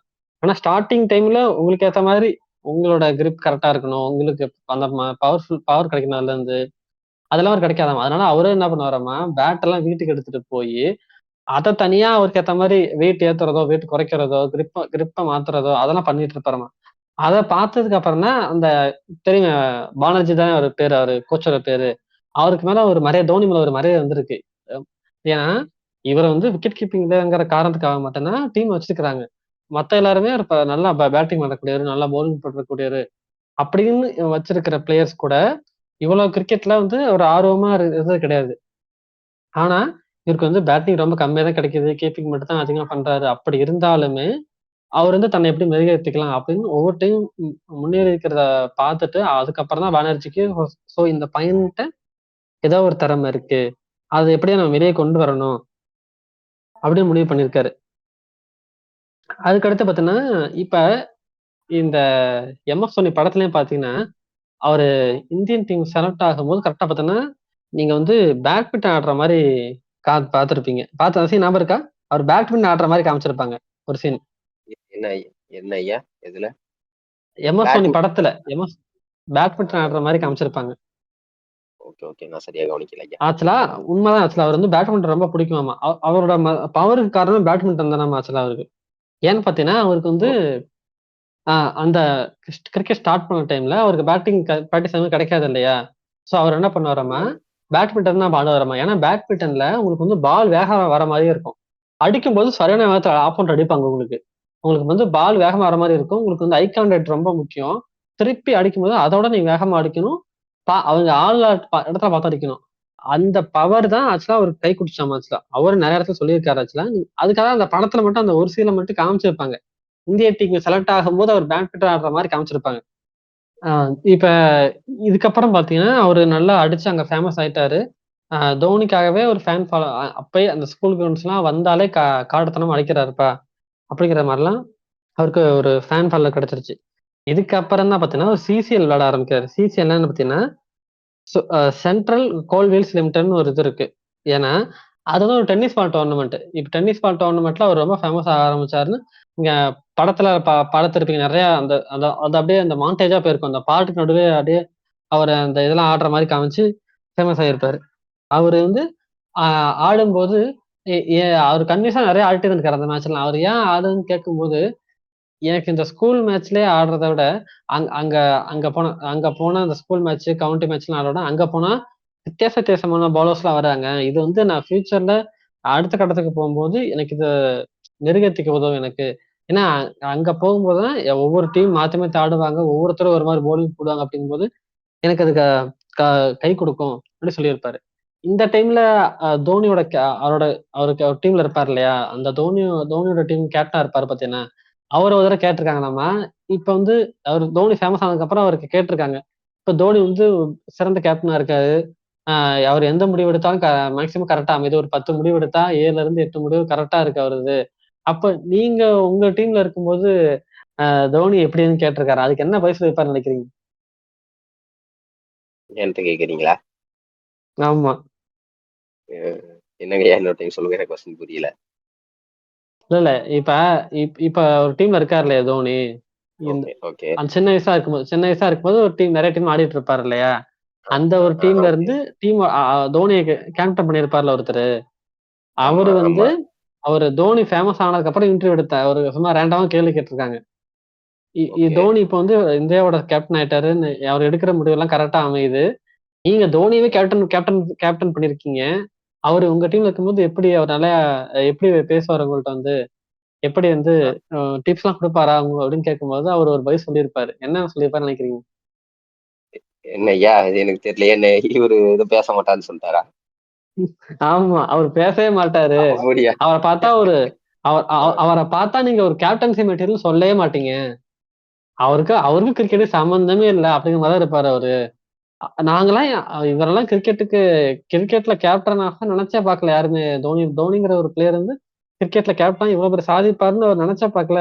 ஏன்னா, அ இப்ப 11 பேர்ல 10 பேரும் ஒண்ணாவே கூடி ஏதாவது பிளான் போட்டா கூட அப்ப கூட வந்து பேச மாட்டாரு தோனி. ஏன்னா ஏன்னா ம். அவருக்கு அவருக்கு எனக்கு அதுக்கு சம்மந்தமே இல்லப்பா. எனக்கெல்லாம் கேப்டன்சி வராதுங்கிற மாரி அவரே இருப்பாரு. ஓகே. அப்படிதான் இருந்தாராம் மேட்ச்ல அவரு. அவருக்கு கேப்டன்ஸுக்கும் அவருக்கு சம்மந்தமே இல்லையா மேட்ச்ல அப்பலாம். அவரு எந்த சம்திங் முடிவுமே எடுக்க தெரியாத ஒரு ஆளா தான் இருந்தாருன்னு சொல்லியிருக்காரு அவரு. கரெக்ட். சொல்லியிருக்காரு பாருங்க. நான் சொ ம். ஓகேயா. அ இப்ப பார்த்தீங்கன்னா, இப்ப அ இந்த டிடிஏ வேல பார்த்தாரு இல்லையா? ரயில்வேல. அந்த டைம்ல என்ன பார்த்தீங்கன்னா, அந்த படத்துல காமிச்சிருப்பாங்க. அந்த ரூம்ல ஒரு 3 பேர் ஒண்ணா தங்குற மாரிலாம் காமிச்சிருப்பாங்க. நீங்க பார்த்தா தெரிஞ்சிருக்கும் உங்களுக்கு. ஆமா, ஆமா, ஆமா, ஆமா. அதுல பார்த்தீங்கன்னா, இப்ப ச ஸ் ஈவினிங் ஒர்க்லாம் முடிச்சதுக்கப்புறம் பார்த்தீங்கன்னா, வீக்கெண்ட்ல பார்த்தீங்கன்னா, சரக்குலாம் அடிப்பாங்க கிரிக்கெட் எல்லாரும். ஆடுவாங்க. அந்த ஆமா. டைம்ல அவங்க பார்த்தீங்கன்னா, தோனியும் போய் உட்காந்து சரக்கு சரக்கு அடிக்கிறப்ப, பக்கத்துல வழக்கம் போல சைட் டிஷ்ஷாவது சாப்பிட்டு இருந்திருக்காரு ஒரு நாளு. நீ என்ன பண்ணியிருக்காங்க, உனக்கு வந்து அவரு வந்து வேணா குடிக்க சொல்லும்போது குடிக்க முடியாதுன்னு சொல்லியிருக்காரு. இவரு என்ன பண்ணிருக்கு மத்த ஃபிரெண்ட்ஸ்லாம் என்ன பண்ணிருக்காங்கன்னா, உனக்கு வந்து ம். ஒரு எங்கள மாரி குடிச்சா உடனே மட்டையாயிரும்னு பயம். அதனால பயந்துகிட்டு தான் நீ குடிக்க மாட்ற. உனக்கு குடிக்கணும்னு ஆசை இருக்கு. அப்படின்னு சொல்லி கலாய்ச்சிருக்காங்க நம்ம. என்னைய பார்த்தா அப்படி சொல்றீங்க அப்படின்னு சொல்லிட்டு, ஒரு பாட்டில ஃபுல்லா எடுத்து குடிக்க நான் பாரு இப்ப அந்த பாட்டில ஒரே ஃபுல்லா அடிச்சு காமிக்கிறேன். அப்படி சொல்லி அடிக்க ட்ரை பண்ணியிருக்காரு. ஒரு ஓ! முடக்கிலேயே என்ன அப்படியா? கருமம்டா சொல்லி கீழ கழட்டி போயிட்டாராமா. Okay, okay, okay. இந்த இதெல்லாம் இது வந்து படத்துல இருக்குமா? இல்ல படத்துலலாம் இருக்காது. நான் இது தேடி எடுத்தேன் படத்துல இதெல்லாம் இருக்கு. நானு. ஓகே. எடுத்தீங்க. அருமை, அருமை. ஆமா. அவரும் அவரும் குடிச்சு காமிச்சிருக்காரு. என்னடா கருமம்டா அது எப்படா குடிக்கிறீங்க? அந்த மாரி குடிச்சு காமிக்கிறேன்னு சொன்னவரு, ஒரு டிராப் குடிச்ச உடனே காய துப்பிட்டாராமா கீழ. இல்ல அதான் அந்த ரூம்மேட்ஸ்லாம் 3 பேர் இருந்ததெல்லாம் அதெல்லாம் வந்துட்டு சினிமேட்டிக் லிபர்ட்டிலாம் கிடையாது. அது வந்துட்டு ட்ரூ தான் இல்லையா? ரூம்மேட்ஸ் வந்து அதெல்லாம் 3 பேர். உண்மதான். Okay, okay, okay, okay. நான் அது இது நெனச்சேன். ஒரு பயோகிராஃபி எடுக்குறாங்க. ஃபுல்லா அதே இது எடுக்க மாட்டாங்களே! இல்ல கொஞ்சம் சினிமாட்டிக் கொஞ்சம் சினிமாட்டிக்காக எடுத்திருப்பாங்க. பட் அந்த அந்த கதைய சுத்தி தானே எடுக்க முடியும். அதுதானே உண்ம. முக்கியம். அந்த கதைய சுத்தி தான் அந்த எடுக்க கதைய முடியும். சுத்தி நெறைய எடுக்கலாம் நம்ம. எப்படியும் மாத்திக்கலாம் நம்ம அத. Okay, okay. இப்ப கதைனா இப்ப தோனி கிரிக்கெட்டரா இருக்காரு. தோனி ஆமா. கிரிக்கெட்டரா இருக்கு பதிலா தோனி தோனி டென்னிஸ் பிளேயர் ஆகிறாரு அப்படின்னு சொன்னா நல்லா இருக்கும். தோனி கிரிக்கெட் ஆறாரு, அதை வச்சு எப்படியுமே நம்ம எடுத்துக்கலாம், ஆல்டர்னேட் பண்ணிக்கலாம். எந்த அளவுக்கு தோனிக்கு பேச தெரியாது அப்படின்னா, நான் சொல்லியிருக்கேன் அவர் பேசவே மாட்டார் அப்படின்னு. எந்த அளவுக்கு பேச தெரியாதுன்னா, ஒரு மேன் ஆஃப் அந்த சிசிஎல் ஆடி இருக்காரு, அப்புறம் ஐலக்லாம் ஆடுறாரு இல்லையா, அப்பெல்லாம் அவருக்கு மேன் ஆஃப் த மேட்ச் வாங்கினதுக்கு அப்புறம் பேச சொல்லுவாங்க இல்லையா, அப்ப கூட எனக்கு என்ன சொல்றேனே தெரியல, நீங்க கேட்கிற கேள்வி பதில் சொல்லி அவர் வந்து இங்கிலீஷ்லாம் அவருக்கு தெரியுது, அவர் எப்படி அவருக்கு வந்து பேச தெரியல, அவருக்கு என்ன பதில் சொல்றதே தெரியாம தான் முடிச்சிட்டு இருந்தாராம். ஆமா, பாதி மேட்ச் அப்ப எ மேன் ஆஃப் த மேட்சை மட்டும் வாங்கிட்டு, ஏன் நான் நல்லா விளாண்ட டீம் ஜெயிச்சிருச்சு சந்தோஷம் அப்படி சொல்லிட்டு வந்துடுவாராமா பேச தெரியாம. நம்பவே முடியல அதான் பாருங்களேன், இப்பெல்லாம் அவருக்கு பேசுறாரு இப்படி பேச பண்ணிட்டு, இப்போ இப்படி பேசுறாருன்ட்டு. நான் இல்ல அது அவருக்கு அந்த ஃபர்ஸ்ட் நெறைய பேத்துக்கு இருக்கும் ஐயா. அது எப்படின்னா, அது இன்ட்ரோவர்ட்ன்னு சொல்ல முடியாது. அது அவங்களுக்கு அது ரியலாவே அது பேச வராது. அது அத்தன பேத்துக்கு முன்னாடி நம்ம என்ன பேசுறது? இந்த ஸ்டேஜ் ஃபியர் அந்த மாதிரி. இத்தன பேர் முன்னாடி பேசணுமா? என்ன பேசுறது? கேட்கறதும் புரியாது. என்ன சொல்றதுன்னு தெரியாது. அந்த மாதிரி இருக்கும். அந்த மாதிரியான ஒரு பெர்சனா ஆமா ஆமா இருந்திருக்காரு. அதுக்கப்புறம் அதெல்லாம் ஓவர் கம் பண்ணி வந்திருக்காரு. இப்ப அதுதான் புரியுது. அவருக்கு நெனச்சத அவர வந்துட்டு வேற ஒரு பெர்ஸ்பெக்டிவ்ல அவரால சொல்ல முடியுது. இப்ப அவர் சொல்றது. அந்த அளவுக்கு ஆமா. அவரு வந்துட்டு அதுல பழகியிருக்காரு. கரெக்ட். அந்த மாரி தான். ஆ, இப்ப இந்த மாதிரி மேட்ச்லாம் ஆடுவார் இல்லையா, இந்த மாதிரி மேட்ச் ஆடும்போது மட்டும்தான் ஆப்போனன்ட் பிளேயர் வந்து ஆப்போனன்ட் மாதிரி பாப்பாராமா. மேட்ச் ஆடி முடிச்சு அடுத்த 5ஆவது நிமிஷம் மேட்ச் எல்லாம் முடிஞ்சதுக்கு அப்புறம் போய் ஆப்போசிட் டீம் டீ குடிச்சிட்டு இருப்பாராம், போய் வெளியே போய் டீ கடையில எல்லாம் டீ குடிச்சிட்டு பஞ்சு படம் சாப்பிட்டுக்கிட்டு அப்படிலாம் இருப்பாராமா. இதுக்காகவே டீமுக்கு சண்டைலாம் வருமாமா, நீ வந்து எங்கள்கிட்ட காசு வாங்கிட்டு மேட்சை பிக்ஸ் பண்ண பாக்குற அப்பெல்லாம் சண்டைலாம் வருமாமா அடிக்கடி. அந்த மாதிரிலாம் இருந்திருக்காங்க. மேட்ச் மேட்ச் ஃபிக்சிங்லாம் நடந்திருக்கு அப்படின்னு வந்து சந்தேகப்பட்டிருக்காங்க. இவர் வந்துட்டு ஒரு ஆமா சோசியலிஸ்டா இருந்ததுக்கு சோசியலிஸ்டா ஆமா இருந்ததுக்கு ஆமா. சந்தேகம். சரி, ரொம்ப நம்ம சென்னை சைஸா பேசினா ரொம்ப இழுத்துரும். இப்ப நம்ம இந்த கிரிக்கெட் பக்கம் வந்துருவோம் இப்ப. சொல்லுங்க, சொல்லுங்க. ஓகே வந்துரலாம். இருக்கிறதெல்லாம் தெரியும் எனக்கு. ரொம்ப பேசினா அப்படியே ஒரு மாதிரி ரொம்ப போரிங்கா போகும். ஏன்னா சில பேர் கேட்பாங்க, இதெல்லாம் தெரியாதுன்னு சில பேர் கேட்கலாம். சில பேருக்கு வந்து ஒரு மாதிரி ஆயிரும். ஸோ ஓகே, ஓகே, வந்தோன்னா ஓகே. இப்ப நமக்கு எல்லாருக்கும் தெரிஞ்சதுன்னா, இப்ப தோனியை பொறுத்தவரையும் தோனியோட ஃபர்ஸ்ட் மேட்ச் இந்த பங்களாதேஷ் மேட்ச்ல ஃபர்ஸ்ட் மேட்ச்ல ரன் அவுட் ஆகிறதுக்குலாம் முன்னாடி நமக்கு தெரிஞ்ச மேட்ச்னா இப்ப இந்தியா ஏ டூர் ஞாபகம் இருக்கும். அந்த நைரோபில ஒரு மேட்ச் ஆடுவாங்க. நீங்க இப்ப கூட யூடியூப்ல போட்டு பார்க்கலாம், உங்களுக்கு தெரியும். தோனியும் கம்பீர் ஓப்பனுக்கு இறங்கியிருப்பாங்க. ஏன்னா இந்தியா அந்த மேட்ச் அந்த 2000 அந்த படத்துல காமிச்சிருப்பாங்க அவங்க. 2000 நடந்த அண்டர் 18 வேர்ல்டு கப்ல யுவராஜ், கைஃப் இவங்கெல்லாம் சால்வ் பண்ணியிருப்பாங்க. பட் கம்பீரையும் தோனியும் பார்த்தீங்கன்னா அந்த இதுல கூட ரிசர்வ் பிளேயர் வச்சிருக்க மாட்டாங்க, ரிசர்வ் பிளேயர் இருக்க மாட்டாங்க, கண்டிஷன் கூட இருந்திருக்க மாட்டாங்க. அந்த மாதிரி இருக்கும்போது அதுக்கப்புறம் பாத்தீங்கன்னா கம்பீரும் சரி தோனியும் சரி முன்னேறி முன்னேறி இந்தியா ஏ டீமுக்கு வந்திருப்பாங்க. கம்பீர் வந்து ஓப்பனிங் இறங்கிடுவாரு, தோனி வந்து 1 இறங்கியிருப்பாரு. தோனி தோனி கம்பீரும் பாத்தீங்கன்னா 40 செஞ்சுரி அடிச்சிட்டு இருப்பாங்க பாகிஸ்தானுக்கு எதிராக. பாகிஸ்தான் மேட்ச்ல இவரு செஞ்சுரி அடிக்கிறாருன்னா அதுக்கு அடுத்த மேட்ச்ல ஐ மீன் இந்தியா ஏ டூர்ல சொல்றேன். ஏன்னா இப்பதானே ஐபிஎல் வச்சு உடனே இந்தியா டீமுக்குள்ள வந்துடுறாங்க. இப்பயுமே ஐபிஎல் வந்து பர்ஃபார்ம் பண்றதுக்கு முன்னாடி India A team, Deodhar trophy, Ranji trophy அந்த மாதிரி நிறைய ஆனாதான் நீங்க ஐபிஎல்லுமே ரெக்கக்னிஷன் கிடைக்கும் உங்களுக்கு. அதுல வந்து இந்தியா ஏங்கிறது இந்தியா ஏ ஆடி நல்லா பர்ஃபார்ம் பண்ணிட்டீங்க அப்படின்னா அடுத்து இந்தியா டீம் டேரக்டா நீங்க சான்ஸ் கிடைச்சிடும் உங்களுக்கு. கிட்டத்தட்ட இந்தியா டீமுக்கு அடுத்த கட்ட ஒரு பிளேயர்லாம் இருப்பாங்க. நீங்க மேக்சிமம் இந்தியா ஏ ஆடுற பிளேயர்ஸ் எல்லாமே பாத்தீங்கன்னா நல்லா பெரிய பெரிய பிளேயர்ஸா இருப்பாங்க. எப்படின்னா ஒண்ணு இந்தியா ஏ டீம் தான் இடம் பிடிக்க, இந்தியா ஏ டீம்ல இருக்கிற பிளேயர்ஸ் எப்போதுமே இந்தியா டீம்ல இடம் பிடிப்பாங்க. இல்ல இப்ப ஃபார்ம் அவுட் ஆகி டீம் விட்டு வெளியே போவாங்க பாத்தீங்களா ஒரு சில பிளேயர்ஸ் எல்லாம், அவங்க வந்து இந்தியா ஏ டீம்ல ஆடி, அதாவது ரஞ்சி டிராஃபி அப்ப நடக்கல அப்படின்னா ரஞ்சி டிராஃபி வந்து ஃபுல்லா நடந்துட்டே இருக்காது. ஒரு ஒரு சீசன் முடிஞ்சதுக்கு அப்புறம் அதுக்கப்புறம் ரஞ்சி டிராஃபி நடக்காது. அப்ப வந்து பாத்தீங்கன்னா இந்தியா ஏ டூர் தான் போயிட்டு இருக்கும். ஒவ்வொரு ஏ டீம் இன்னொரு ஏ டீம் கூட போய் மோதிட்டு இருப்பாங்க. அந்த மாதிரி டைம்ல ஒண்ணு யங்ஸ்டர் ஆடிட்டு இருப்பாங்க, ஒண்ணு இந்திய டீம்ல இருந்து கழட்டி விடப்பட்ட பிளேயர்ஸா இருப்பாங்க இல்லையா, அவங்க வந்து இங்க நல்லா பர்ஃபார்ம் பண்ணி திரும்ப இந்திய டீம் இடம் பிடிப்பாங்க. ஸோ மேக்சிமம் இந்தியா ஏங்கிறது அது இந்திய ஏன்னு இல்ல, ஒரு ஒரு வேர்ல்ட் கிரிக்கெட்லயும் சரி ஏ டீம்ல ஆடுற நல்ல பிளேயர்ஸ் எல்லாமே நல்ல டேலண்டா இருக்கிற பிளேயர்ஸா இருப்பாங்க. இப்ப கூட சரிங்களா, இந்தியா டீம்ல இருக்க நிறைய பிளேயர்ஸா இருக்கட்டும், ஐபிஎல் ஆடுற நிறைய பிளேயர்ஸ் பாத்தீங்கன்னா ஒரு கட்டத்துல இந்தியா ஏ டீமுக்கு நல்ல பர்ஃபார்ம் பண்ண பிளேயர்ஸா இருப்பாங்க. ஸோ அந்த மாதிரி நீங்க இந்தியா ஏ டீமுக்கு வருது கிட்டத்தட்ட நெருங்கியாச்சு. இந்தியா ஏ டீம் இப்ப நல்லா பர்ஃபார்ம் பண்ணீங்கன்னா அடுத்த பிளேஸ் இந்தியாவுக்கு தான். அப்படின்னு முடிவாயிரும். அப்ப பாத்தீங்கன்னா அந்த பாகிஸ்தான் இருக்காங்க இல்லையா, அங்க பாகிஸ்தான் டீம் கேப்டன் யாருன்னா மிஸ்பாஹுல் இருக்கு. அங்க இருந்தே வாட்ச் மிஸ்பாஹுலுக்கும் தோனிக்கும் ஒரு கனெக்ஷன் தொடர்பாயிருக்கு. ஏன்னா மிஸ்பாஹுலுக்கும் தோனிக்கும் ஒரு நீண்ட நெடு தொடர்பு இருக்கு எப்போதுமே. தலை மிஸ்பாஹுலுக்கு பார்த்தாலே தோனிக்கு வந்து ஆஹா உன வச்சு சேரடா அப்படிங்கிற மாதிரி வச்சு செஞ்சுட்டு இருப்பாரு எப்போதும். வேர்ல்டு கப்ல எல்லாம் பாத்தீங்கன்னா அவரோட டீமுக்கு யாராவது மிஸ்பாஹுலுக்கு மட்டும் தனியா ஆடிட்டு இருப்பாரு. நம்ம இதுக்கப்புறம் பேசுவோம் அதெல்லாம். பாத்தீங்கன்னா நிறைய 2 பேருமே ஆடிட்டு இருப்பாங்க. இப்ப பாத்தீங்கன்னா ஆஃப்டர் 2000 இந்திய டீமுக்கு பாத்தீங்கன்னா கிட்டத்தட்ட பாத்தீங்கன்னா விக்கெட் கீப்பர்னு சொல்லிக்கிற அளவுக்கு பெருசா யாருமே இருந்திருக்க மாட்டாங்க. 2000 இருந்து 2004 பாத்தீங்கன்னா ஒரு 10 பேருக்கு மேல சூஸ் பண்ணிருப்பாங்க. அதுக்கடையில வேற யாருமே இல்லை சொல்லிட்டு நான் முன்னாடி சொன்ன மாதிரி ராகுல் டிராவிட் எல்லாம் பாத்தீங்கன்னா உங்களுக்கு கீப்பிங் பண்ணிட்டு இருந்திருப்பாரு.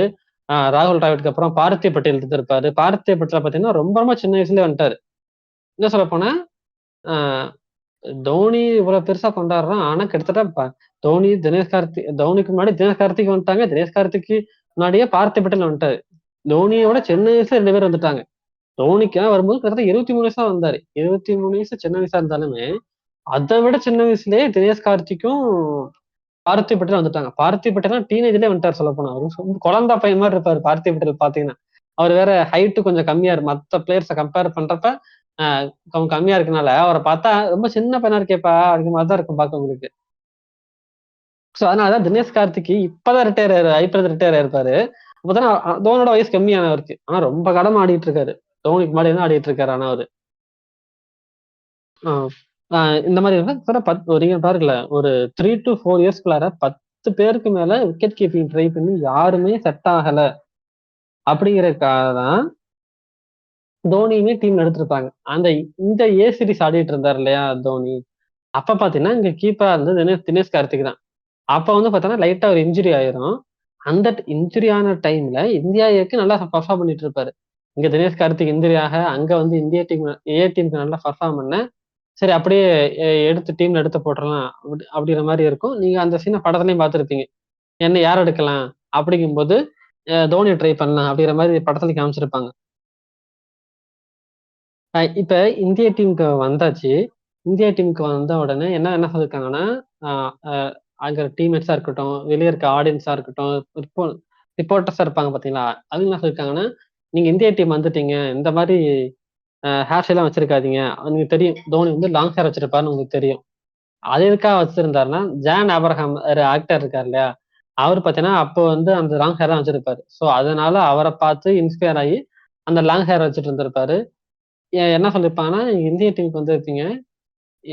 இப்ப வரலுமே ஒரு ஆச்சரியம் என்னன்னா எப்படி இந்திய டீம்ல ஒரு லாங் ஹேர் வச்சுக்கிட்டு அன்ஆர்த்தடாக்ஸா ஆடுற பிளேயர்ஸ் எடுக்கவே மாட்டாங்க.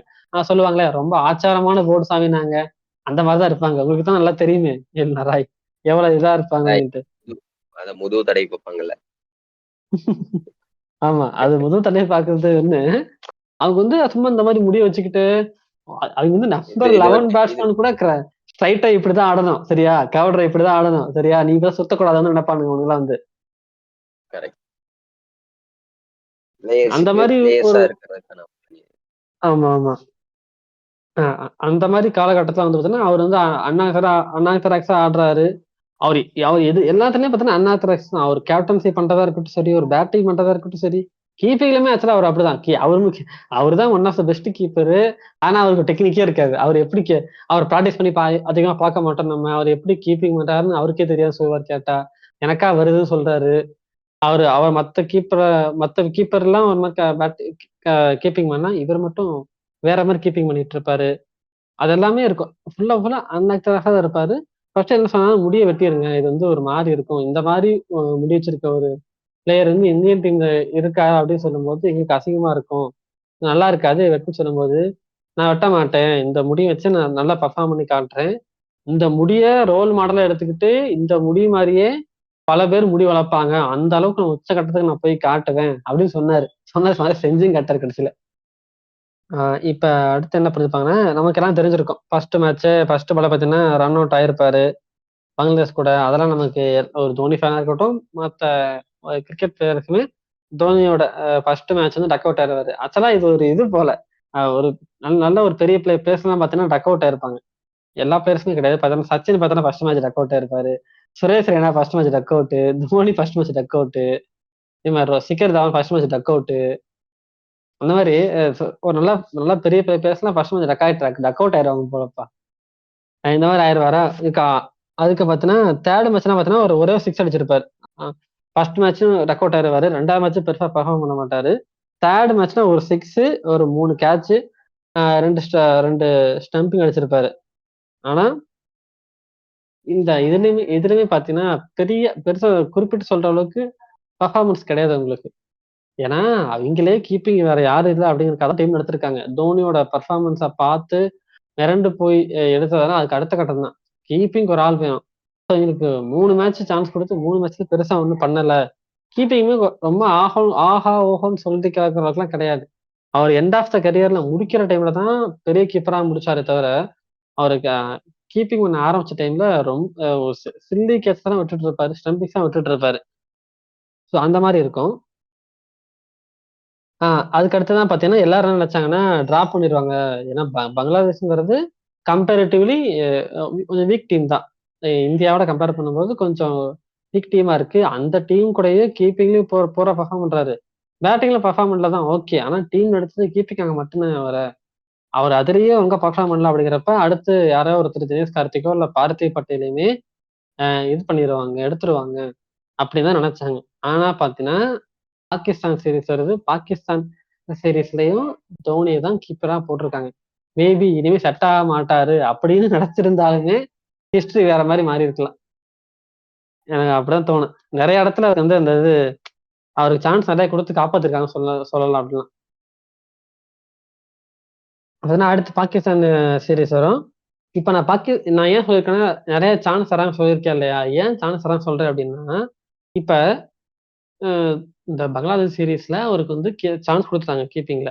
ஆனா அதுக்கு அடுத்து பாத்தீங்கன்னா டெஸ்ட் சீரீஸ் வருது. அதுல ஆச்சா அவர் சான்ஸ் தரல அவருக்கு.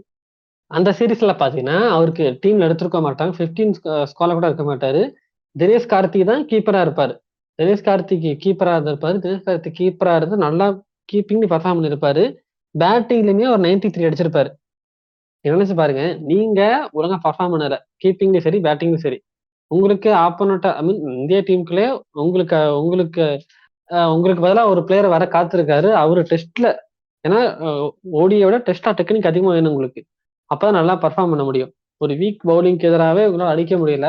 ஆனா ஒரு டெக்னிக் நல்லா வச்சு 93 அடிச்சிட்டாரு, கீப்பிங் பண்ணிட்டாரு. அடுத்து வர ஒரு இதுங்கிறது பாகிஸ்தான். அது வந்து பாகிஸ்தான் இந்தியா மேட்ச்னாலே உங்களுக்கு வந்து இது அதிகமா இருக்கும். உங்க ஃபோக்கஸ் அதிகமா இருக்கும். ரன் அடிக்கலாம் திட்டுவாங்க. பேட்டிங் ஸ்ட்ராங்கா இருக்கும், பவுலிங் ஸ்ட்ராங்கா இருக்கும். அக்தர், ஆசிஃப் அந்த மாதிரி பவுலர்ஸ் எல்லாம் போடுவாங்க. அப்படிங்கிறப்ப ஆட்டோமேட்டிக்காவே சரி தோனி டிராப் பண்ணிடுவாங்கப்பா, அவ்வளவுதான்ப்பா அப்படின்னு நினைச்சாங்க. ஆனா அந்த சீரீஸ்லயுமே பாத்தீங்கன்னா தோனிக்கு சான்ஸ் கொடுத்துருப்பாங்க. முதல் மேட்ச்ல பாத்தீங்கன்னா மறுபடியும் 3 ரன்ல அவுட் தலைவர். மறுபடியும் அவ்வளவுதான் சரி. ஏன்னா ஒரு மேட்ச் சான்ஸ் கொடுத்துட்டாங்க. ஒரு எக்ஸ்ட்ரா சான்ஸ் கொடுத்துட்டாங்க. எப்பவுமே என்ன சொல்லுவாங்கன்னா, இதான் உனக்கு ஒரு எக்ஸ்ட்ரா சான்ஸ் கொடுக்குறேன், அதுல நல்லா பர்ஃபார்ம் பண்ணிக்கோ. இதுக்கப்புறமும் நீ ஒழுங்கா பர்ஃபார்ம் பண்ணாலும் டீம் விட்டு தூக்கிடுவோம் அப்படின்னு தான் நினைச்சு ஒரு சான்ஸ் கொடுத்தாங்க. அதுலயுமே 3 ரன்ல அவுட் ஆயிட்டாரு. சரி அவ்வளவுதான், இனிமே தோனி அவ்வளவு கிரிக்கெட்ல கிடைக்க மாட்டாரு அப்படின்னு நினைக்கும் போதுதான் அடுத்து அந்த விசாகப்பட்டினம் மேட்ச். அந்த விசாகப்பட்டினம் மேட்ச் ஞாபகம் இருக்குல்ல ராய்? ஐயா எனக்கு கரெக்டா ஞாபகம் இல்லைங்க ஐயா, நீங்க சொல்லுங்க. ஞாபகம் இல்லைங்களா? இடையில இல்ல எனக்கு அது கரெக்டா தெரியல, சொல்லுங்க. அந்த விசாகப்பட்டினம் மேட்ச்ல தான் தோனி பார்த்தீங்கன்னா ஃபர்ஸ்ட் செஞ்சுரி அடிப்பாரு. அவரோட முதல் செஞ்சுரி அடிப்பாரு. கரெக்டா 148. ஆமா 148 அடிப்பாரு. ஏன்னா என்ன இதுன்னா திடீர்னு பாத்தீங்கன்னா கங்குலி தன்னோட பிளேஸ் சாக்ரிஃபைஸ் பண்ணிட்டு கங்குலியோட பிளேஸ்ல ஒன்டவனா பாத்தீங்கன்னா தோனி இறங்கியிருப்பாரு. அதுக்கு முன்னாடி நம்பர் 6 நம்பர் 7ல இறங்கிட்டு இருப்பாரு. இப்ப நம்பர் 6 நம்பர் 7ல இருக்கிற பிளேயர்ஸ் டைரக்டா நம்பர் 3ல யாருமே அனுப்ப மாட்டாங்க. அது தோனியா இருந்தாலுமே அனுப்ப மாட்டாரு. தோனி வந்து ஏன் தோனியா இருந்தாலும் அனுப்ப மாட்டாருன்னு வந்து சொல்றேன்னா, தோனி வந்து யாருமே எதிர்பார்க்காத முடிவுகள் எடுக்கக்கூடிய ஒரு பிளேயர் என்னைக்குமே. ஒரு கேப்டனா இருக்கும்போது சரி, ஒரு பிளேயரா இருக்கும் போதுமே அவர் திங்க் பண்ணாத டைம்ல ஒரு முடிவு எடுப்பாரு. அவரு திங்க் பண்றது நம்மளால டக்குன்னு திங்க் பண்ண முடியாது. இவரு வித்தியாசமா யோசிக்கிறாரேப்பா அப்படின்னு நமக்கு தோணும். இப்ப ஒரு பிளேயர் எப்பவுமே ஒவ்வொரு பொசிஷனா தான் மேல எடுத்துட்டு போவாங்க. இப்ப நம்பர் 5 6 ஆடிட்டு இருக்காரு. நம்பர் 5 அடுத்து நம்பர் 4 அப்படியே கொஞ்சம் கொஞ்சமா அவர் டெக்னிக்கை இம்ப்ரூவ் பண்ணி கொண்டு போவாரு. இப்ப இத்தனை நாளா நம்பர் 6, நம்பர் 7 ஆடிட்டு இருக்காரு ஒரு பிளேயர். டெக்னிக் ஒன்றும் பெருசா இல்ல. 10 ரன் கூட அடிக்க கஷ்டப்பட்டுட்டு இருக்காரு. அந்த மாதிரி ஒரு பிளேயரை பாகிஸ்தான மாதிரி ஒரு டீமுக்கு எதிரா தன்னோட பொசிஷன் நம்பர் 3ங்கிறது ஒரு பெரிய பொசிஷன். ஒரு ஓப்பனிங் ஆடுற மாதிரி தான். அந்த மாதிரி இடத்துல அவர் இறக்கி விடுறாரு போய். சச்சின் வேற அவுட் ஆல்ரெடி. ஸோ இவர் இறங்குறாரு. இறங்குல இருந்து அடிதான் போட்டு சேவாக்கும் தோனியும் நினைச்சு பாருங்க. சேவாக்கு பீக்கு, தோனி வந்து கரெக்டா கிரிக்கெட் ஆரம்பிக்கிற டைம் அப்பதான் வருது. போட்டு 2 பேரும் என்ன அடிக்கிறாங்க போட்டு. ப்ராப்பர் எல்லாரும் நினைச்சாங்கன்னா ப்ராப்பர் டெக்னிக் இல்லாம போறாரு. ஸோ 30-40 தான் அடிப்பார். 30 அடிப்பார் மேக்சிமம். எல்லாரும் என்ன நினைச்சாங்கன்னா இவர் எப்படி கரசை இறங்கி அடிக்க போறது கிடையாது. முன்னாடி இறக்கி விட்டோம்னா இப்ப பால் ஸ்விங் ஆயிட்டு இருக்கு.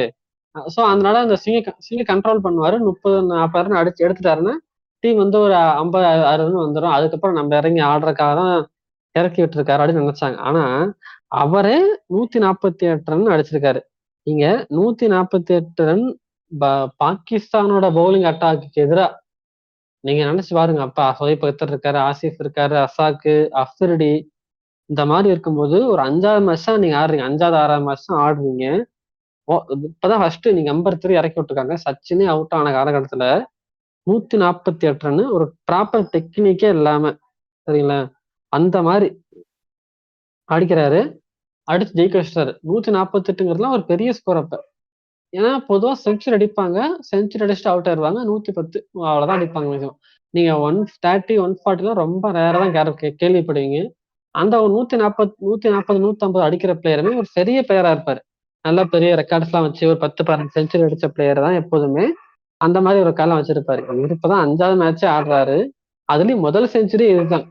அந்த செஞ்சுரியிலே பாத்தீங்கன்னா 148 அடிச்சிருக்காரு. அதுலயுமே அந்த 148மே அதுக்கு அவர் இன்னும் கொஞ்சம் இருந்திருந்தாருன்னா 150, 160 அப்பயே அடிச்சிருப்பாரு. அவருமே அடிக்க போய் தான் ஸ்டம்பிங் ஆயிருப்பாரு. இப்ப ஃபர்ஸ்ட் மேட்ச் நம்ம வின் பண்ணிட்டோம். 2வது மேட்ச் இந்த சீரீஸ் வின் பண்ணிட்டோம். இப்ப நம்ம இந்த சீரீஸை ஈஸியா வின் பண்ணிடலாம் அப்படின்னு நினைப்பாங்க. இப்ப 148 அடிச்சாச்சு. மேன் ஆஃப் த மேட்ச் வாங்கிட்டாரு. ஜெயிச்சாச்சு. ஃபர்ஸ்ட் மேட்சும் 3 ரன்ல அவுட் ஆனாலும் அந்த மேட்ச் இந்தியா ஜெயிச்சிருவாங்க. இந்த மேட்சுமே ஜெயிச்சிருவாங்க. ஆனா அதுக்கு அடுத்த நடந்த 4 மேட்ச் தோத்துருவாங்க இந்தியா.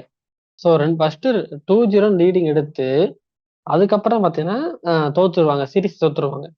இந்த 148 அடிச்சிருப்பாரு. அதுக்கப்புறம் ஒரு மேட்ச்ல ஒரு 40 அடிச்சிருப்பாரு. மொத்தமா அந்த சீரீஸ்ல அவரோட ஸ்கோர்ன்னு பாத்தீங்கன்னா டோட்டல் ஸ்கோர் 261 ரன் அடிச்சிருப்பாரு. இப்ப 261 தான் அடிச்சிருக்காரா 140 அடிச்சதுக்கு அப்புறம் பாத்தீங்கன்னா அவர் தான் இந்தியாவோட செகண்ட் ஹையஸ்ட் ஸ்கோர் அடிச்சிருப்பாரு. ஃபர்ஸ்ட் டிராவிட் இருப்பாரு. அதுக்கடுத்து 2வது இடத்துல இவர் இருப்பாரு. இவர் ஒரு 2வது சீரீஸ் தான் ஆடுறீங்க, அது பாகிஸ்தானுக்கு எதிராக ஆடி நீங்க 2வது பிளேஸ் வரீங்க அப்படிங்கிறப்ப சச்சின், கங்குலி எல்லாம் ஓவர்டேக் பண்ணி இவர் அதிகமா அடிச்சிருப்பாரு. அப்படிங்கிறப்ப இதாதான் இருக்கும். ஸோ இந்த சீரீஸ் முடிஞ்சதுக்கு அப்புறம் தான் ஒரு பெரிய மாற்றம் நடக்கும். என்னன்னா ஜான் ரைட், நியூசிலாந்தை சேர்ந்த ஜான் ரைட் தான் இதுவரையிலையும் இந்தியாவோட கோச்சா இருந்திருப்பாரு. இவர் தான் இந்தியாவோட ஃபர்ஸ்ட் ஃபாரின் கோச்சுமே. இதுக்கு முன்னாடி பாத்தீங்கன்னா ஃபாரின் கோச்லாம் இந்தியாவுக்கு இருந்ததே கிடையாது. இந்தியன் கோச் தான் இருப்பாங்க. ஃபர்ஸ்ட் டைமா ஒருத்தர் ட்ரை பண்ணலாம். ஏன்னா 2000 ஆயிருச்சு. எல்லா டைமும் எவாலுவேட் வராங்க. நம்மளும் மாறணும், அடுத்த கட்டத்துக்கு போகணும் அப்படிங்கறதுக்காக தான் ஜான் ரைட்டை கொண்டு வந்திருப்பாங்க. ஜான் ரைட்டோட கான்ட்ராக்ட் முடிஞ்சிடும். ரெனூவ் பண்ண மாட்டாங்க. ஸோ ஜான் ரைட்டோட கான்ட்ராக்ட் முடிஞ்சிடும். அதுக்கு அடுத்து தான் ஒருத்தர் வராரு. இந்தியன் டீமை புரட்டி போட்ட ஒரு கோச் வராரு. யாரு ஞாபகம் இருக்கு அந்த கோச் பேரு? எனக்கு தெரியலையே யாருங்க. கிரெக் சேப்பல்ங்க. மறந்துட்டீங்க, Greg Chappell. Okay okay okay okay இல்ல. ம். Okay okay. கிரேக் சேப்பலுக்கும் இந்தியாவுக்கும் ஒரு தொன்று தொட்ட பாரம்பரியமாக தோன்றாது. ஒரு பழைய கணக்கு இருக்கு. பெரிய அவன் தாண்டா பெரிய வேலையை பார்த்துட்டு போயிட்டா அப்படிங்கிற மாதிரி பல சம்பவங்கள் பண்ணிவிட்டு போயிருவாரு கிரெக் சேப்பல் வந்து இந்தியா டீமுக்குள்ளார. இப்ப கிரேக் சேப்பல் வராரு. கிரேக் சேப்பல் வந்ததுக்கு அப்புறம் பாத்தீங்கன்னா நிறைய மாற்றங்கள் ஏற்பட ஆரம்பிக்கும். என்னன்னா பொதுவா கிரேக் சேப்பல் வந்து பாத்தீங்கன்னா ஒரு ஆஸ்திரேலியக்காரர் என்ன நினைப்பாருன்னா, ஒரு பரவலான ஒரு குற்றச்சாட்டு அவர் மேல எப்பவுமே வைப்பாங்க. என்ன அப்படின்னா அவர் வந்து ஆஸ்திரேலியாவுக்கு அடுத்து இந்தியா வந்து கொஞ்சம் வளர்ந்துகிட்டே வருது, அதை எப்படியாவது முறியடிக்கணும் அப்படிங்கிறதுக்காக ஆஸ்திரேலியா தான் கிரெக் சேப்பல் இந்திய டீம் கோச்சா மாத்தி இந்தியன் டீமோட வளர்ச்சியை தடுக்குது அப்படின்னு ஒரு குற்றச்சாட்டு எப்பவுமே வைப்பாங்க. ஏன்னா கிரெக் சாப்பல் நான் போக வந்து சொல்றேன். ஏன்னா கன்யூஸா தோனியோட வளர்ச்சியும் இந்தியா டீமோட அந்த மாற்றமும் எல்லாம் ஒன்னாதானே ஆரம்பிக்கும். நான் அப்படியே சொல்றேன். இப்ப கிரெக் சாப்பல் வந்ததுக்கு அப்புறம் பாத்தீங்கன்னா இந்த அக்டோபர் 2005 ஜெய்ப்பூர்ல ஒரு மேட்ச் நடக்கும். அதுல பாத்தீங்கன்னா 299 அடிக்கணும். 300 அடிக்கணும். இந்த இந்த காலகட்டத்துல இந்த காலகட்டத்திலே 300ல கஷ்டம் சேஸ் பண்ணும்போது 50 ஓவர்ல. அப்ப 2005ல உங்களுக்கு ஷமீன் தாவாஸ், முத்தையா முரளிதரன், தில்ஹாரா பெர்னாண்டோ இவங்களெல்லாம் வச்சுக்கிட்டு 300 ரன் அப்படிங்கறதெல்லாம் ரொம்ப ரொம்ப கஷ்டம். ஃபர்ஸ்ட் ஓவர்ல பாத்தீங்கன்னா சச்சின் அவுட் ஆயிருவாரு. சச்சின் அவுட் ஆயிருவாரு. சச்சின் அவுட் ஆனதுக்கு அப்புறம் தோனி இறக்கி விடுவாங்க. இந்த மேட்ச் தோனி ஃபேன்ல இந்தியா ஃபேனா இருக்கட்டும், உலகத்துல இருக்க எல்லா ஃபேன்ஸுமே இந்த இந்த இந்தியா மேட்சையும் பார்த்திருப்பீங்க. இந்த இன்னிங்ஸையும் பார்த்திருப்பீங்க. 183 ரன் போட்டு அடி அடி அடின்னு அடிப்பாரு. யுவராஜ் கூட பாத்தீங்கன்னா 65 ரன் பார்ட்னர்ஷிப் எல்லாம் போட்டிருப்பாரு. அந்த 65 ரன் பார்ட்னர்ஷிப்ல யுவராஜ் அடிச்சது என்னமோ 18 ரன் தான். ஏன்னா யுவராஜே ஒரு தோனி அளவுக்கு ஒரு பெரிய ஹிட்டர். அதாவது வந்து அடிச்சு ஆடுற, அதாவது நல்லா நல்லா நல்லா பவர்ஃபுல்லா அடிக்கிறது வந்து தோனின்னா டைமிங்கா இருக்க சரி, அடிக்கிறதா சரி, ரெண்டுலுமே பண்றது யுவராஜ். அந்த யுவராஜே ஓவர்டேக் பண்ணி 65 ரன் பார்ட்னர்ஷிப்ல யுவராஜே 18 ரன் தான் அடிச்சிருப்பாரு. இதுல பாத்தீங்கன்னா அப்ப பைஸ்ல இருந்துச்சு இல்லையா? சோ பைஸ்ல இருந்ததுனால கடைசி 50 ஓவர் பாத்தீங்கன்னா கிராம்ப்லாம் வந்துடும். ஏன்னா சாரி, கடைசி 50 ரன்னுக்கு. ஏன்னா நீங்க ஃபுல் டே வந்து உங்களுக்கு ஃபுல் டே அது நடந்தது என்னமோ டே மேட்ச் தான், டே நைட் மேட்ச் கிடையாது. ஸோ டே மேட்ச் ஜெய்ப்பூர்ல நடக்குது. ஜெய்ப்பூர் உங்களுக்கு சொன்னாமே தெரியும். ஜெய்ப்பூர்ங்கிறது உங்களுக்கு அது பாதி இது டெசர்ட் தான் உங்களுக்கு. டெசர்ட் அப்படிங்கிறனால ரொம்ப ஹீட் இருக்கும், ஹீட் வேவ்ஸ் அதிகமா இருக்கும். அது மட்டும் இல்லாம பகல்ல நடக்கிற மேட்ச். அந்த பகல்ல நடக்கிற மேட்ச்ல பகல்ல ஃபுல்லா ஃபீல்டிங் பண்ணிருக்காங்க இவங்க. உச்சி வெயில்ல அதுல ஒரு கீப்பிங் பண்ணியிருக்காரு. 350 ஓவருக்கு வந்து செட் பண்ணி எந்திரிக்கணும். ஸோ அங்கேயே உங்களுக்கு இதா இருக்கும். அதுக்கப்புறம் பாத்தீங்கன்னா ஃபர்ஸ்ட் ஓவரே சச்சின் அவுட். ஸோ உங்களுக்கு வந்து ஃபர்ஸ்ட் ஓவரே நீங்க கிட்டத்தட்ட ஓப்பன் இறங்குறீங்க. 50 ஓவர் கீப்பிங் பண்ணிட்டு கிட்டத்தட்ட நீங்க ஓப்பன் இறங்குற மாதிரி தான் அது அர்த்தம் சொல்ல போனா. அதுல பாத்தீங்கன்னா ஒரு முத்தையா முரளிதரன், ஷமீன் தாவாஸ் மாதிரி ஒரு பவுலர்ஸ் பேட்டிங் பண்ணி செஞ்சுரி அடிச்சதுக்கு அப்புறம் அவர் ஃபுல்லா ட்ரைன் அவுட் ஆயிருவாரு. அவரால் ஒண்ணும் பண்ண முடியாது. கடைசி 50 ரன் பாத்தீங்கன்னா பைஸை வச்சே அடிப்பாரு. அந்த பைஸை வச்சுமே கொஞ்சம் சிங்கிள் ஓடுவாங்க. மத்ததெல்லாம் அவர் இறங்கி இறங்கி இறங்கி அடிக்கிறது, நின்று இடத்துல இருந்து அடிக்கிறத வச்சு இது பண்ணிடுவாரு. 46 ஓவர்ல மேட்சை முடிச்சிருவாங்க. இந்த இந்த 183க்கும் இந்தியா கேப்டன் கனெக்ஷன் இருக்கும். என்னன்னா 183 யாரெல்லாம் அடிக்கிறாங்களோ அவங்களுக்குலாம் இந்திய கேப்டன் ஆயிருவாங்க. இப்ப கங்குலி பாத்தீங்கன்னா 1999 கிரிக்கெட் வேர்ல்டு கப்ல ஸ்ரீலங்காக்கு எதிராக 183 அடிப்பாரு. அவர் பார்த்தீங்கன்னா 2001 to 2 டைம்ல இந்தியா கேப்டன் ஆயிருவாரு. அதுக்கப்புறம் தோனி பாத்தீங்கன்னா இந்த மேட்ச்ல 183 அடிச்சிருப்பாரு. இவரும் கேப்டன் ஆயிருவாரு. இதுக்கப்புறம் பாத்தீங்கன்னா 2012 ஏசியா கப்ல இவர் அடிப்பாரு, கோலி அடிப்பாரு. 183 பாகிஸ்தான்காரர் அடிச்சிருப்பாரு அவரு. அதுல கூட பாத்தீங்கன்னா இவர் அடிப்பாரு, ரோஹித் சர்மாவும் கோலி சேர்ந்து பார்ட்னர்ஷிப் போட்டு ஜெயிச்சு கொடுப்பாங்க. இன்னும் சொல்ல போனா அது அந்த கோலி 183 அடிச்ச மேட்ச் தான் சச்சினோட கடைசி ஒன் டே மேட்ச். 50 அடிச்சுட்டு சயித் அஜ்மல் பவுலிங்ல கரெக்டா அவுட் ஆயிருவாரு, ஸ்லிப்ல கேட்ச் கொடுத்து. ஸோ அதனால அந்த மேட்ச் எனக்கு ஞாபகம் இருக்கு. ஸோ இந்த 183 அதுக்காக என்னப்பா ரோஹித் 183 அடிச்சாரா, அவர் டிராஃபி பண்ணி கொடுத்தாரு அப்படின்னா அவர் 264 அடிச்சு போயிட்டாரு, தாண்டி போயிட்டாரு. அதெல்லாம் அவரு. நான் சொல்றேன் இந்த 183க்கும் இந்திய கேப்டனுக்கும் ஒரு கனெக்ஷன் இருக்கு அப்படின்னு நான் சொல்ல வரேன். இந்த 183 தான் ஒரு கீப்பர் அடிச்ச, அதாவது ஒரு கீப்பர் பேட்ஸ்மேன் இருப்பாங்க பாத்தீங்களா, ஒரு கீப்பர் பேட்ஸ்மேன் அடிச்ச ஒரு ஹையஸ்ட் ஸ்கோர். இதுக்கு முன்னாடி பாத்தீங்கன்னா நம்ம கில்கிரிட் சொல்லியிருந்தோம் இல்லையா, அவர் தான் 172 ரன் அடிச்சிருப்பாரு ஒரு கீப்பர் பேட்ஸ்மேனா. இப்ப அதை வந்து பிரேக் பண்ணிருப்பாரு. என்ன சொல்ல போனா இன்னொரு 15-20 ரன் எக்ஸ்ட்ரா அடிச்சிருந்தா 2005லயே சேசிங்ல ஒன் டவுன் இறங்கிலாம் 200 அடிச்சிருப்பாரு. நீங்க நினைச்சு பாருங்களே, 200 அப்படி ஒண்ணு கிடையாது அப்பெல்லாம். அப்படி ஒரு திங் இருக்கு, அப்படி ஒண்ணு இருக்கிறதுக்கு முன்னாடியே 200 அடிச்சிருக்கலாம் வாய்ப்பு இருந்திருக்கு அப்பவே. ஏன்னா 2010 சச்சின் 200 போட்டதுக்கு அப்புறம் தான் 200 அடிக்க முடியும்னே தெரியும். அத அப்பவே அடிச்சிருப்பாரு. கரியர் ஆரம்பிச்ச ஒரு வருஷத்துக்குள்ளாரே அடிச்சிருப்பாரு. ஏன்னா அந்த அளவுக்கு அந்த மேட்ச் கான்பிடண்டா ரொம்ப ஸ்ட்ராங்கா ஆடிட்டு இருந்தாரு. ஏன்னா 46 ஓவர்ல சேஸ் பண்ணி முடிச்சுட்டாங்க. ஏன்னா பால்ஸும் நிறைய இருந்துச்சு. ஸோ ரன்ஸ் நிறைய இருந்துச்சு. அப்படிங்கிறப்ப அடிச்சிருக்க வாய்ப்பு இருக்கு, மேபி அவுட் ஆயிருக்கலாம். மேபி நான் சொல்றேன் அடிச்சிருக்கலாம் அப்படின்ட்டு. ஏதாவது இஃப் அண்ட் பட் தான். வாட் இஸ் மாதிரி தான் சொல்ல போனது. இப்ப அவர் மேன் ஆஃப் த மேட்ச் கொடுக்கும்போது கேட்கறாங்க, நீங்க என்ன நினைச்சீங்க, எப்படி எப்படி இன்னிங்ஸை பேஸ் பண்ணி அப்படின்னு நினைக்கும்போது, நான் கடைசி ஓகே. வரலையும் நான் கடைசி வரலையும் கிரீஸ்ல இருக்கும்னு நினைச்சேன். நான் கடைசி வரலையும் மேட்ச்ல ஃபுல்லா இருந்தேன்னா நான் இந்தியாவுக்கு ஜெயிச்சு கொடுத்த முடியும்னு நினைச்சேன். நான் கடைசி வரலும் இருக்குன்னு நினைச்சேன். அதே மாதிரி கடைசி வரல இருந்தே இந்தியா வின் பண்ணிருச்சு. இதை ஏன் சொல்றேன்னா, இதே டெக்னிக்கை தான் கடைசி அவர் கரியர் முடிக்கிற வரையும் ஃபாலோ பண்ணாரு. நான் கடைசி வரைக்கும் இதான் ஜெயிச்சிரும் டீம். அதை இப்ப அதுதான் தாரக மந்திரமா ஆச்சு. T20 கிரிக்கெட் வந்ததுக்கு அப்புறம் கடைசி வரையும் இருந்தா ஜெயிச்சிடலாம் மேட்ச, கடைசி வரையும் எடுத்துட்டு போனா மேட்ச் ஜெயிச்சிடலாம் அப்படிங்கறது தாரக மந்திரமா இருந்துச்சு.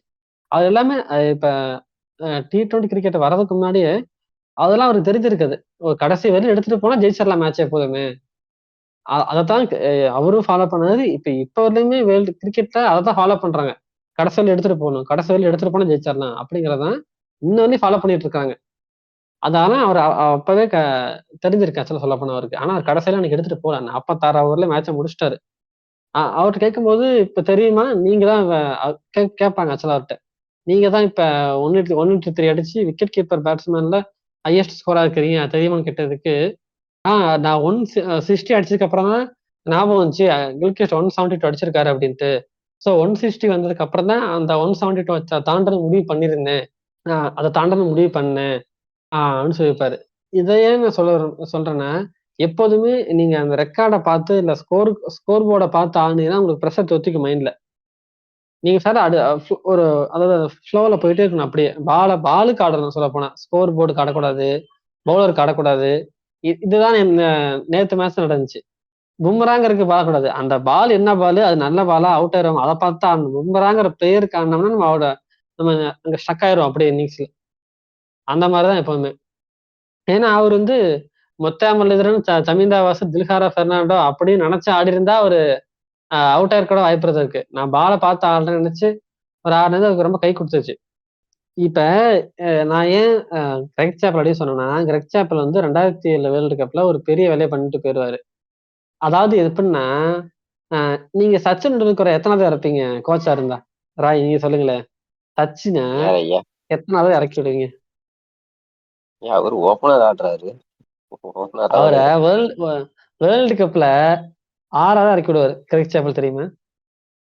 6வது இறக்கி விட்டாங்களா? ஆமா 6வது இறக்கி விடுவாரு. ஒரு மேட்ச் இந்த 4வது மேட்ச் இறக்கி இறங்கி விடுவாரு. விளையாண்டாரா? இறங்கி விளையாண்டாரா ஆமா சச்சின் ஆமா டெண்டுல்கர்? சச்சின் நம்பர் 6 என்னாச்சும் பார்க்க முடியாது அவங்களால. அதான் பாருங்க. இல்ல எனக்கு ஷாக்கா இருக்கு. நான் அது கேள்விப்பட்டதே இல்ல. எனக்கு இப்ப நீங்க கிரெக் சொல்லிதான் சாப்பல் எனக்கு பழைய வேலையா பண்ணிவிட்டு போயிடுவாரு. நீங்க வேற. அ- வேதத்துல வெயிட் அதெல்லாம் விழுந்திருக்கு. கங்குலி டீம் விட்டு தூக்கிடுவாரு. கங்குலி டீம் விட்டு தூக்கிட்டு அந்த டீமோட பேலன்ஸை உடைச்சிருவாரு ஆக்சுவலா அவரு. அவர் 2 வருஷம் அப்படியே பார்த்தீங்கன்னா எல்லாரும் திட்டு தள்ளுவாங்க ஆக்சுவலா. கிரெக் சாப்பலாலதான் டீம் உடஞ்சு போச்சு. அதாவது எப்படின்னா, கங்குலி கேப்டனான டைம்ல எப்படி டீம் வந்து சூதாட்ட புகார்ல சிக்கி, ஏன்னா அசாருதீன் வந்து சூதாட்ட புகார்ல சிக்கி தான் பேன் ஆனதுக்கு அப்புறம் தான் கிரிக்கெட் மேல நம்பிக்கையே போயிருச்சு எல்லாத்துக்குமே. கிரிக்கெட்டை நாங்க பாக்குறது உண்மையா பொய்யன்னு தெரியாம பாத்துட்டு இருக்கிறோம். நாங்க நீங்க ஃபிக்ஸ் பண்ணி ஆடுற மேட்ச நாங்க எதுக்கு பார்க்கணும் அப்படிங்கிற கட்டத்துல இருந்துதான் உடஞ்சு போயிருச்சு சொல்லப்போனா. கங்குலி கேப்டன் ஆகும்போது அகல பாதாத்தா கிடந்துச்சு டீம். அது இந்திய டீம் வழிநடத்தி கொண்டு போய் அடுத்த கட்டத்துக்கு எடுத்துட்டு போய் இந்திய ஃபேன்ஸையும் நம்ப வச்சு பழைய நம்பிக்கை கொண்டு வரணும். ஏன்னா பழைய நம்பிக்கை இப்ப யாருக்கும் கிடையாது. ஃபிக்ஸடுன்னு சொல்லியே மைண்ட்ல ஃபிக்ஸ் பண்ணதுனால இப்ப யாரும் அந்த நம்பிக்கை இல்லை. அந்த பழைய நம்பிக்கையை மீட்டெடுத்து ஒரு கட்டத்துக்கு மேல பழைய இந்திய டீமை கொண்டு வந்தாரு. ஆனா தோனிக்கு என்ன சொல்லுவாங்கன்னா, அவர் சொல்ல மாட்டாங்க எப்பவுமே. தோனிக்கு வந்து கங்குலி வந்து நல்ல ஒரு டீமை கொடுத்துட்டு போயிட்டாரு, அதை வச்சு அவர் ஜெயிச்சுட்டு வந்துட்டாரு அப்படின்னு நினைப்பாங்க. ஆனா தோனி கேப்டனா இருக்கும்போது அதை விட அகலபாரத்துல டீம் கிடந்துச்சு. டீம் ஆக்சுவலா டீமுக்குள்ளே சுக்குநூறா உடஞ்சு கிடந்துச்சு அப்படிங்கறத உண்மை. ஒவ்வொருத்தரும் ஒரு சைட்ல இருந்தாங்க. நான் அப்படியே போக போக சொல்றேன். ஏன்னா கிரெக் சாப்பல் அப்படி ஒரு வேலையை பார்த்துட்டு போயிடுவாரு. இப்ப கங்குலிக்கு முன்னாடி சச்சினுக்கு முன்னாடியே அவர் தோனி கிட்ட தான் வேலை காட்ட ஆரம்பிப்பாரு. எப்படின்னா, இப்ப இந்த ஸ்ரீலங்கா சீரீஸ் முடிஞ்சதுக்கு அப்புறம் ஸ்ரீலங்கா, வெஸ்ட் இண்டீஸ், இந்தியா ஒரு ட்ரை சீரீஸ் நடக்கும் சரிங்களா? அதுல பாத்தீங்கன்னா ஒரு மேட்ச் நம்பர் 5 இறக்கி விடுவாரு தோனிய, ஒரு மேட்ச் நம்பர் 6 இறக்கி விடுவாரு. திடீர்னு பாத்தீங்கன்னா ஒரு மேட்ச் நம்பர் 4 தோனி இறக்கி விடுவாரு. இதனாலே பார்த்தீங்கன்னா அவர் ரொம்ப கான்ஃபிடென்ட் லோவாயிருவாரு. தோனியோட கீப்பிங் பார்த்தீங்கன்னா ரொம்ப இதா இருக்கும். ஏன்னா கும்ப்ளே வந்து மத்த பவுலர்ஸ்க்கு வந்து நல்லா கீப்பிங் பண்ணாலுமே, கும்ப்ளேயோட ஸ்பின்னுக்கு பார்த்தீங்கன்னா, தோனியால நல்லா கீப்பிங் பண்ண முடியல. ரொம்ப புவரா இருக்கும். இதுக்கடுத்து ஒரு ட்ரை சீரிஸ் வரும். இப்ப எப்படி Sri Lanka, west Indies, India try series வந்துச்சோ, இது வந்து பார்த்தீங்கன்னா, ஜிம்பாப்வே, நியூசிலாந்து, இந்தியா. இதுலயுமே பார்த்தீங்கன்னா, பெருசா அவர் பண்ணியிருக்க மாட்டாரு எதுவுமே. ரொம்ப புவரா இருக்காது.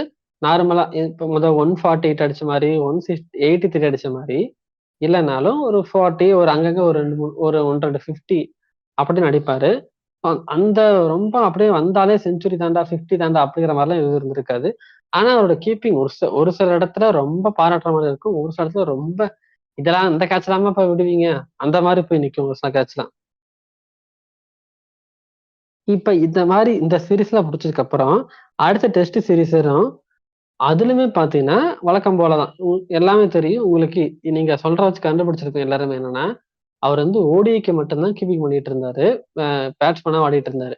ஆனா டெஸ்ட்ன்னு வந்துட்டா பார்த்தீங்கன்னா, அகைன் தினேஷ் கார்த்திக் கிட்ட தான் போவாங்க எப்பவுமே. டெஸ்ட் வந்துட்டாலே தினேஷ் கார்த்திக் தான் பேட்ஸ்மேன். தினேஷ் கார்த்திக் தான் கீப்பர். இன்னும் தோனி டெஸ்ட்ல டெபியூட் கூட ஆக கிடையாது இன்ன வரையிலுமே. இந்த 183 அடிச்சதுக்கு அப்புறமே சொல்றேன் நானு. 148, 183 அடிச்சதுக்கு அப்புறமும் தோனி டெபியூட் ஆகவே இல்ல இன்னும். இப்ப பார்த்தீங்கன்னா, ஃபர்ஸ்ட் மேட்ச் பார்த்தீங்கன்னா, புலவாயில நடக்கும். இந்த இதுல தான் பார்த்தீங்கன்னா, மேட்ச் ஆரம்பிக்கிறதுக்கு முன்னாடியே பார்த்தீங்கன்னா, கங்குலி கேப்டன்ஸ தூக்கிருவாங்க. டீமுக்குள்ளயே பார்த்தீங்கன்னா, பெரிய ப்ராப்ளம் வரும். ஏன்னு பார்த்தீங்கன்னா, கங்குலி கிட்டத்தட்ட நீங்க கங்குலி மாரி ஒரு பிளேயரு 2 வருஷமா செஞ்சுரி அடிச்சதுல நம்ம நம்புவீங்களா? 2 வருஷம் செஞ்சுரி அடிக்க கிடையாது. 2003ல அடிச்சிருப்பாரு செஞ்சுரி. அதுக்கப்புறம் பார்த்தீங்கன்னா, 2 வருஷம் செஞ்சுரி அடிச்சிருக்க மாட்டாரு. அங்கங்க 50 அடிப்பாரு. அதுவும் பார்த்தீங்கன்னா, அவரு எப்படி ஆடியிருப்பாருன்னா, தன்னோட பிளேஸ் தக்க வச்சுக்கிறதுக்காக ஆடிட்டு இருப்பாரு சொல்லப்போனா. அவரு தான் கேப்டன். இருந்தாலுமே தன்னோட இத தக்க வச்சுக்கணும் எப்படியாவது நம்ம இந்த பிளேஸ் தக்க வச்சுக்கணும். அப்படிங்கிற மாரி தான் ஆடிட்டு இருப்பாரு. இந்த மாரி சொல்றேன் வச்சுக்கங்களேன், கங்குலி வந்து ஒரு அக்ரெசிவ் கிரிக்கெட்டருங்கய்யா. இந்தியா பார்த்த ஒரு ஒரு ப்ரீ T20க்கு T20 கிரிக்கெட்ல ஆரம்பிக்கிறதுக்கு முன்னாடியே அக்ரெசிவ்னா என்ன? ஸ்டெப் அவுட் பண்ணி அடிக்கிறது. அ பா பால பவுலர் 150ல கூட போட்டாலும் ஸ்ட்ரெய்ட்டா அடிக்கிறது. இப்ப இப்ப ஒவ்வொரு பிளேயருக்கும் ஒரு இது இருக்கும். இப்ப சேவாக்ன்னு எடுத்தா அக்ரெசிவ் தான். சரிங்களா? சச்சின் எடுத்தா டைமிங் பண்றது. டிராவிட்னா அடுத்த எவ்வளவு பெரிய ஆளா இருந்தாலும் பார்த்துக்கலாம் சொல்லி ப்ராப்பரா தடுத்து நின்னு ஆடுறது. அதான். ஆ. நீங்க கங்குலினா கிட்டத்தட்ட சேவாக் மாரி கங்குலி ஆடுவாரு. சேவாக் ரைட்ல ஆடுறாருன்னா, கங்குலி லெஃப்ட்ல ஆடுவாரு. அந்த அதே அக்ரெசிவ். ஆனா, கங்குலி 2 வருஷமா செஞ்சுரி அடிக்கல. சரிங்களா? இப்ப இந்த இதனால பார்த்தீங்கன்னா, ஒரு கேப்டன்சி விட்டு தூக்கிருவாங்க. தூக்குனதுக்கு அப்புறம் பார்த்தீங்கன்னா, அந்த மேட்ச்ல செஞ்சுரி அடிச்சிருப்பாரு. சரிங்களா? அவர் ஸ்ட்ரைக் ரேட் எவ்வளவு தெரியுமா அந்த மேட்ச்ல? செஞ்சுரி அடிச்சிருப்பாரு. செஞ்சுரி அடிச்சு ஸ்ட்ரைக் ரேட் எவ்வளவு நினைக்கிறீங்க நீங்க? அப்படியா? எவ்வளவு நீங்க சொல்லுங்க. கெஸ் பண்ணுங்க. கங்குலி செஞ்சுரி அடிச்சிருக்காரு. Ganguly aggressive player. கரெக்ட்டா? Okay, okay. ஸ்ட்ரைக் ரேட் அவரு என்னய்யா? எவ்வளவு ஒரு 156, 160, நான் 39 ஸ்ட்ரைக் ரேட். 39. ஆமா. சரி, சரி. 39 39 பாயிண்ட் சம்திங் இருக்கும். இந்த 40 ரவுண்ட் ஆஃப் 40 வச்சுக்கலாங்க. ஒரு கங்குலி மாரி ஒரு அக்ரெசிவ் பிளேயரு ஜிம்பாப்வே டீமுக்கு எதிரா அப்ப ஜிம்பாப்வேலாம் ஃபுல்லா கிட்டத்தட்ட டவுன் ஆயிருச்சு சொல்லப்போனா. அந்த பழைய பிளேயர்ஸ்லாம் இல்ல. ஜிம்பாப்வே டவுன் ஆயிருச்சு. கங்குலி மாரி ஒரு அக்ரெசிவ் பிளேயர் வந்து செஞ்சுரி அடிக்கிறாரு 2 வருஷம் கழிச்சு.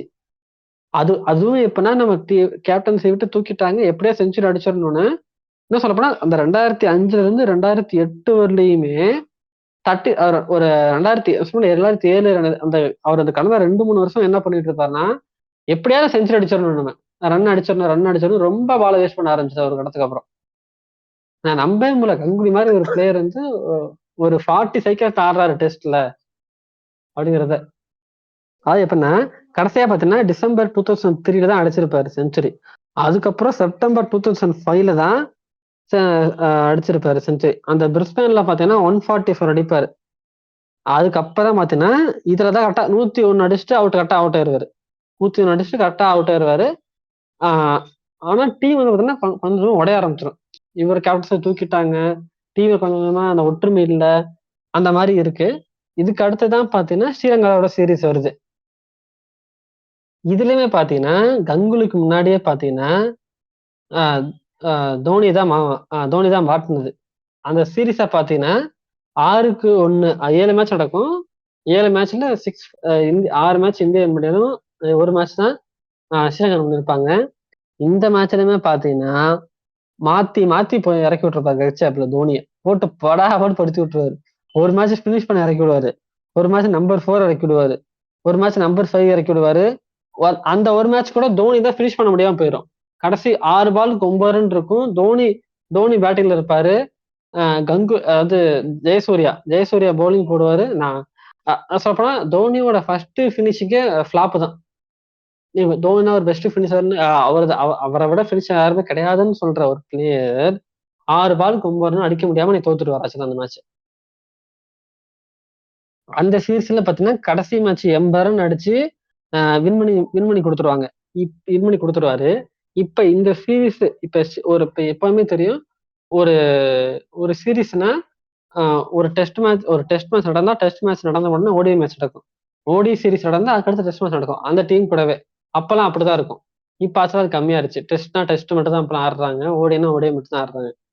அந்த அந்த ஸ்ரீலங்கா டீமோட ஓடிஐ மேட்ச் முடிஞ்சதுக்கு அப்புறம் டெஸ்ட் மேட்ச் வரும், டெஸ்ட் சீரிஸ் வரும்.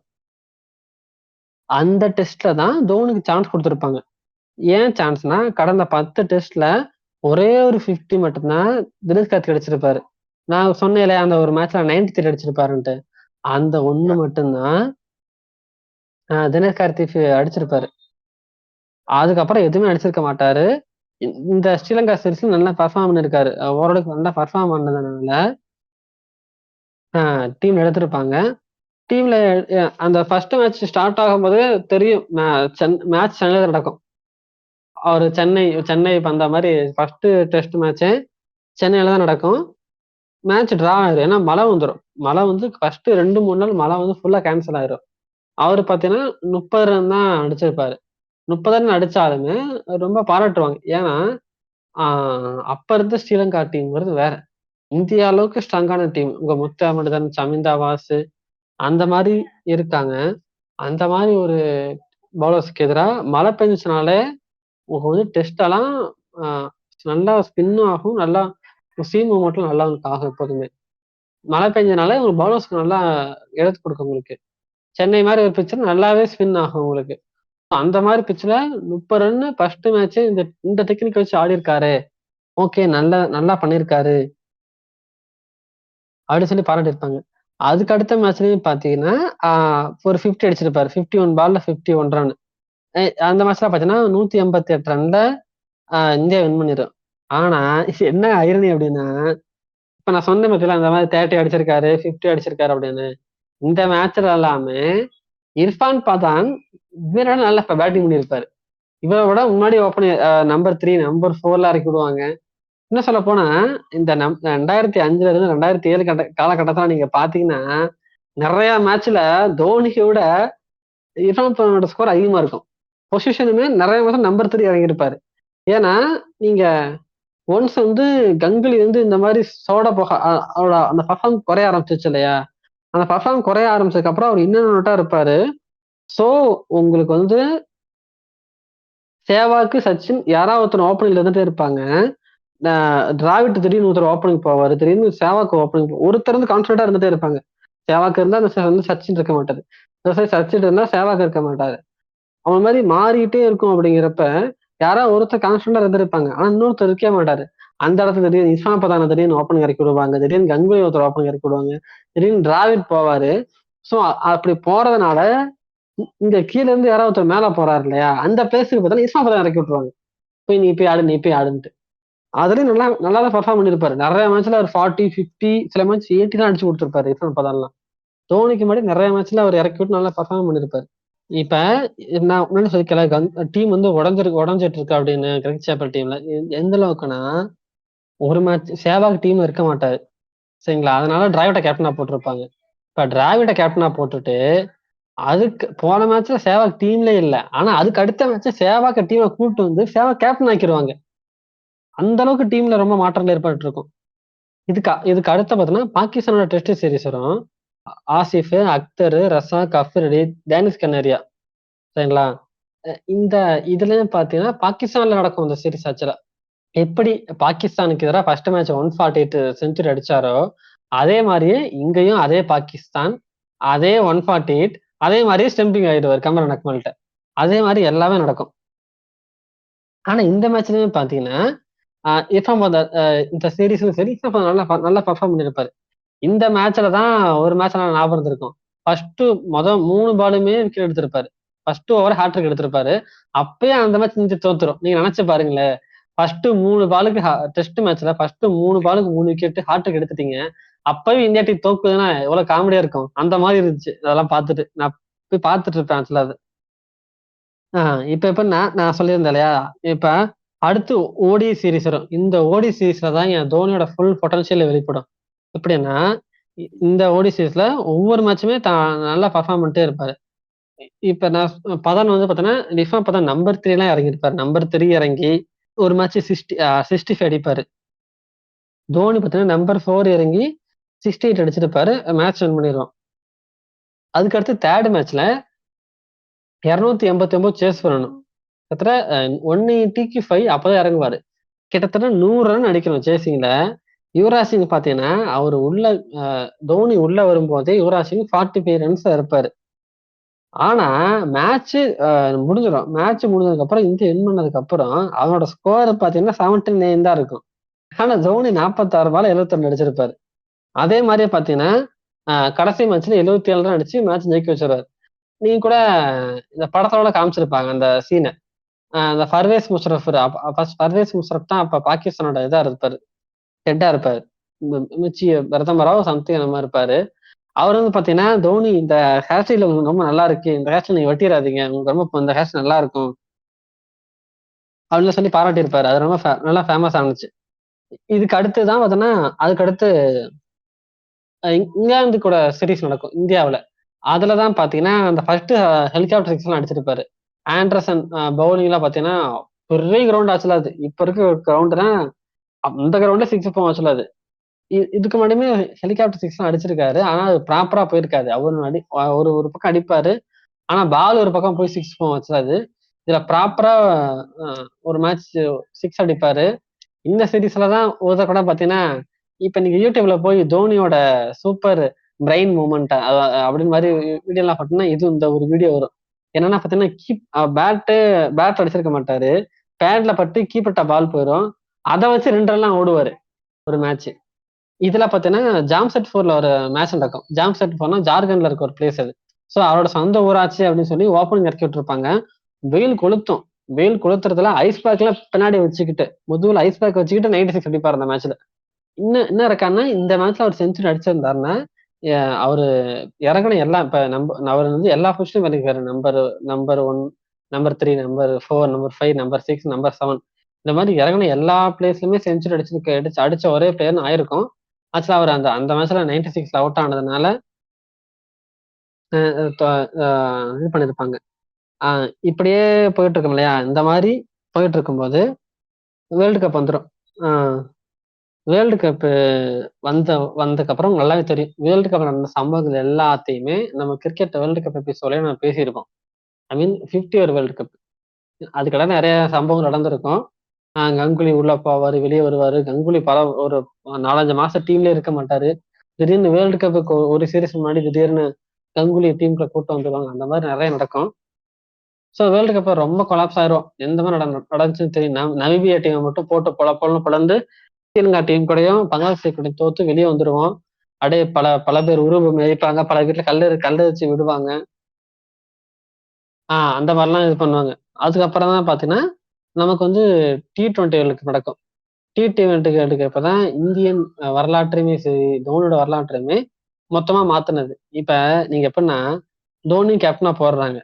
அதுக்கு முன்னாடி வரலையும் தோனி ஒரு கல்லு கிரிக்கெட்ல கூட கேப்டனா இருந்தது கிடையாது. அந்த அந்த கல்லு கிரிக்கெட்ல கூட டீம் இல்லாத ஒரு பிளேயரை ஒரு டீம்ல கேப்டனா போட்டு T20 என்னன்னே தெரியல. நீங்க நினைச்சு பாருங்களேன் ராய். T20 என்னன்னே தெரியல உங்களுக்கு. T20 என்னன்னு தெரியல. T20 அப்பதான் ஒரே ஒரு மேட்ச் ஆடி இருக்கீங்க. ஃபார்மேட்லாம் ஒரே அப்பதான் மேட்ச் இன்ட்ரோ தான். இல்ல. ஆமா ஆமா. நீங்க நீங்க கேப்டன்னா பண்ணவே இல்லை. கேப்டன்சினா என்னன்னே தெரியாது உங்களுக்கு. அந்த மாதிரி இருக்கிறீங்க. உங்களை கூப்பிட்டு T20 ஒரு இதுல அதுவும் ஃபாரின்ல நடக்குது. இந்தியால கூட நடக்கல. இந்தியால ஏதாவது ஒரு சரி பிச்சை நம்ம கண்டிஷன் நல்லா இருக்கும் நமக்கு அப்படின்னு சொல்லி ஜெயிக்க வாய்ப்பு இருக்கு. நீங்க T20 என்னன்னே உங்களுக்கு தெரியல. நீங்க ஒரே மேட்ச் தான் ஆடி இருக்கீங்க. அது அந்த மேட்ச்ல நீங்க இல்ல. சரிங்களா? உங்களுக்கு இந்தியால நடக்கல. ஃபாரின்ல நடக்குது. டீம் வந்து செதஞ்சு கிடக்குது. எல்லாம் அங்க ஒண்ணும் இங்க ஒண்ணுமா. சரி நல்ல டீம் கொடுத்தாங்களும் பரவாயில்ல. சச்சின் இருக்காரா? சச்சின் கிடையாதுங்க. கங்குலி அதுவும் கிடையாதுங்க. டிராவிட் அவரும் கிடையாது. கும்ப்ளே அவரும் கிடையாதுங்க. ஜஹீர் கான் அவரும் கிடையாது. எதுவுமே கிடையாது. சரி நீங்க கேப்டன்சி பண்ணிருக்கீங்களான்னு பார்த்தா நீங்க கேப்டன்சி பண்ணதும் கிடையாது வாழ்க்கையில வரல. அப்படி ஒருத்தர் என்ன ஒரு டீமுக்கு தலைமை தாங்கி ஒரு போறாரு. அங்க நடந்தது நமக்கு எல்லாமே தெரியும். அங்க வந்து ஜெயிச்சு கொடுத்திருப்பாரு. கடைசியில ஒரு எல்லாமே தெரியும். ஜோகிந்தர் சர்மாவுக்கு ஓவர் கொடுத்திருப்பாரு.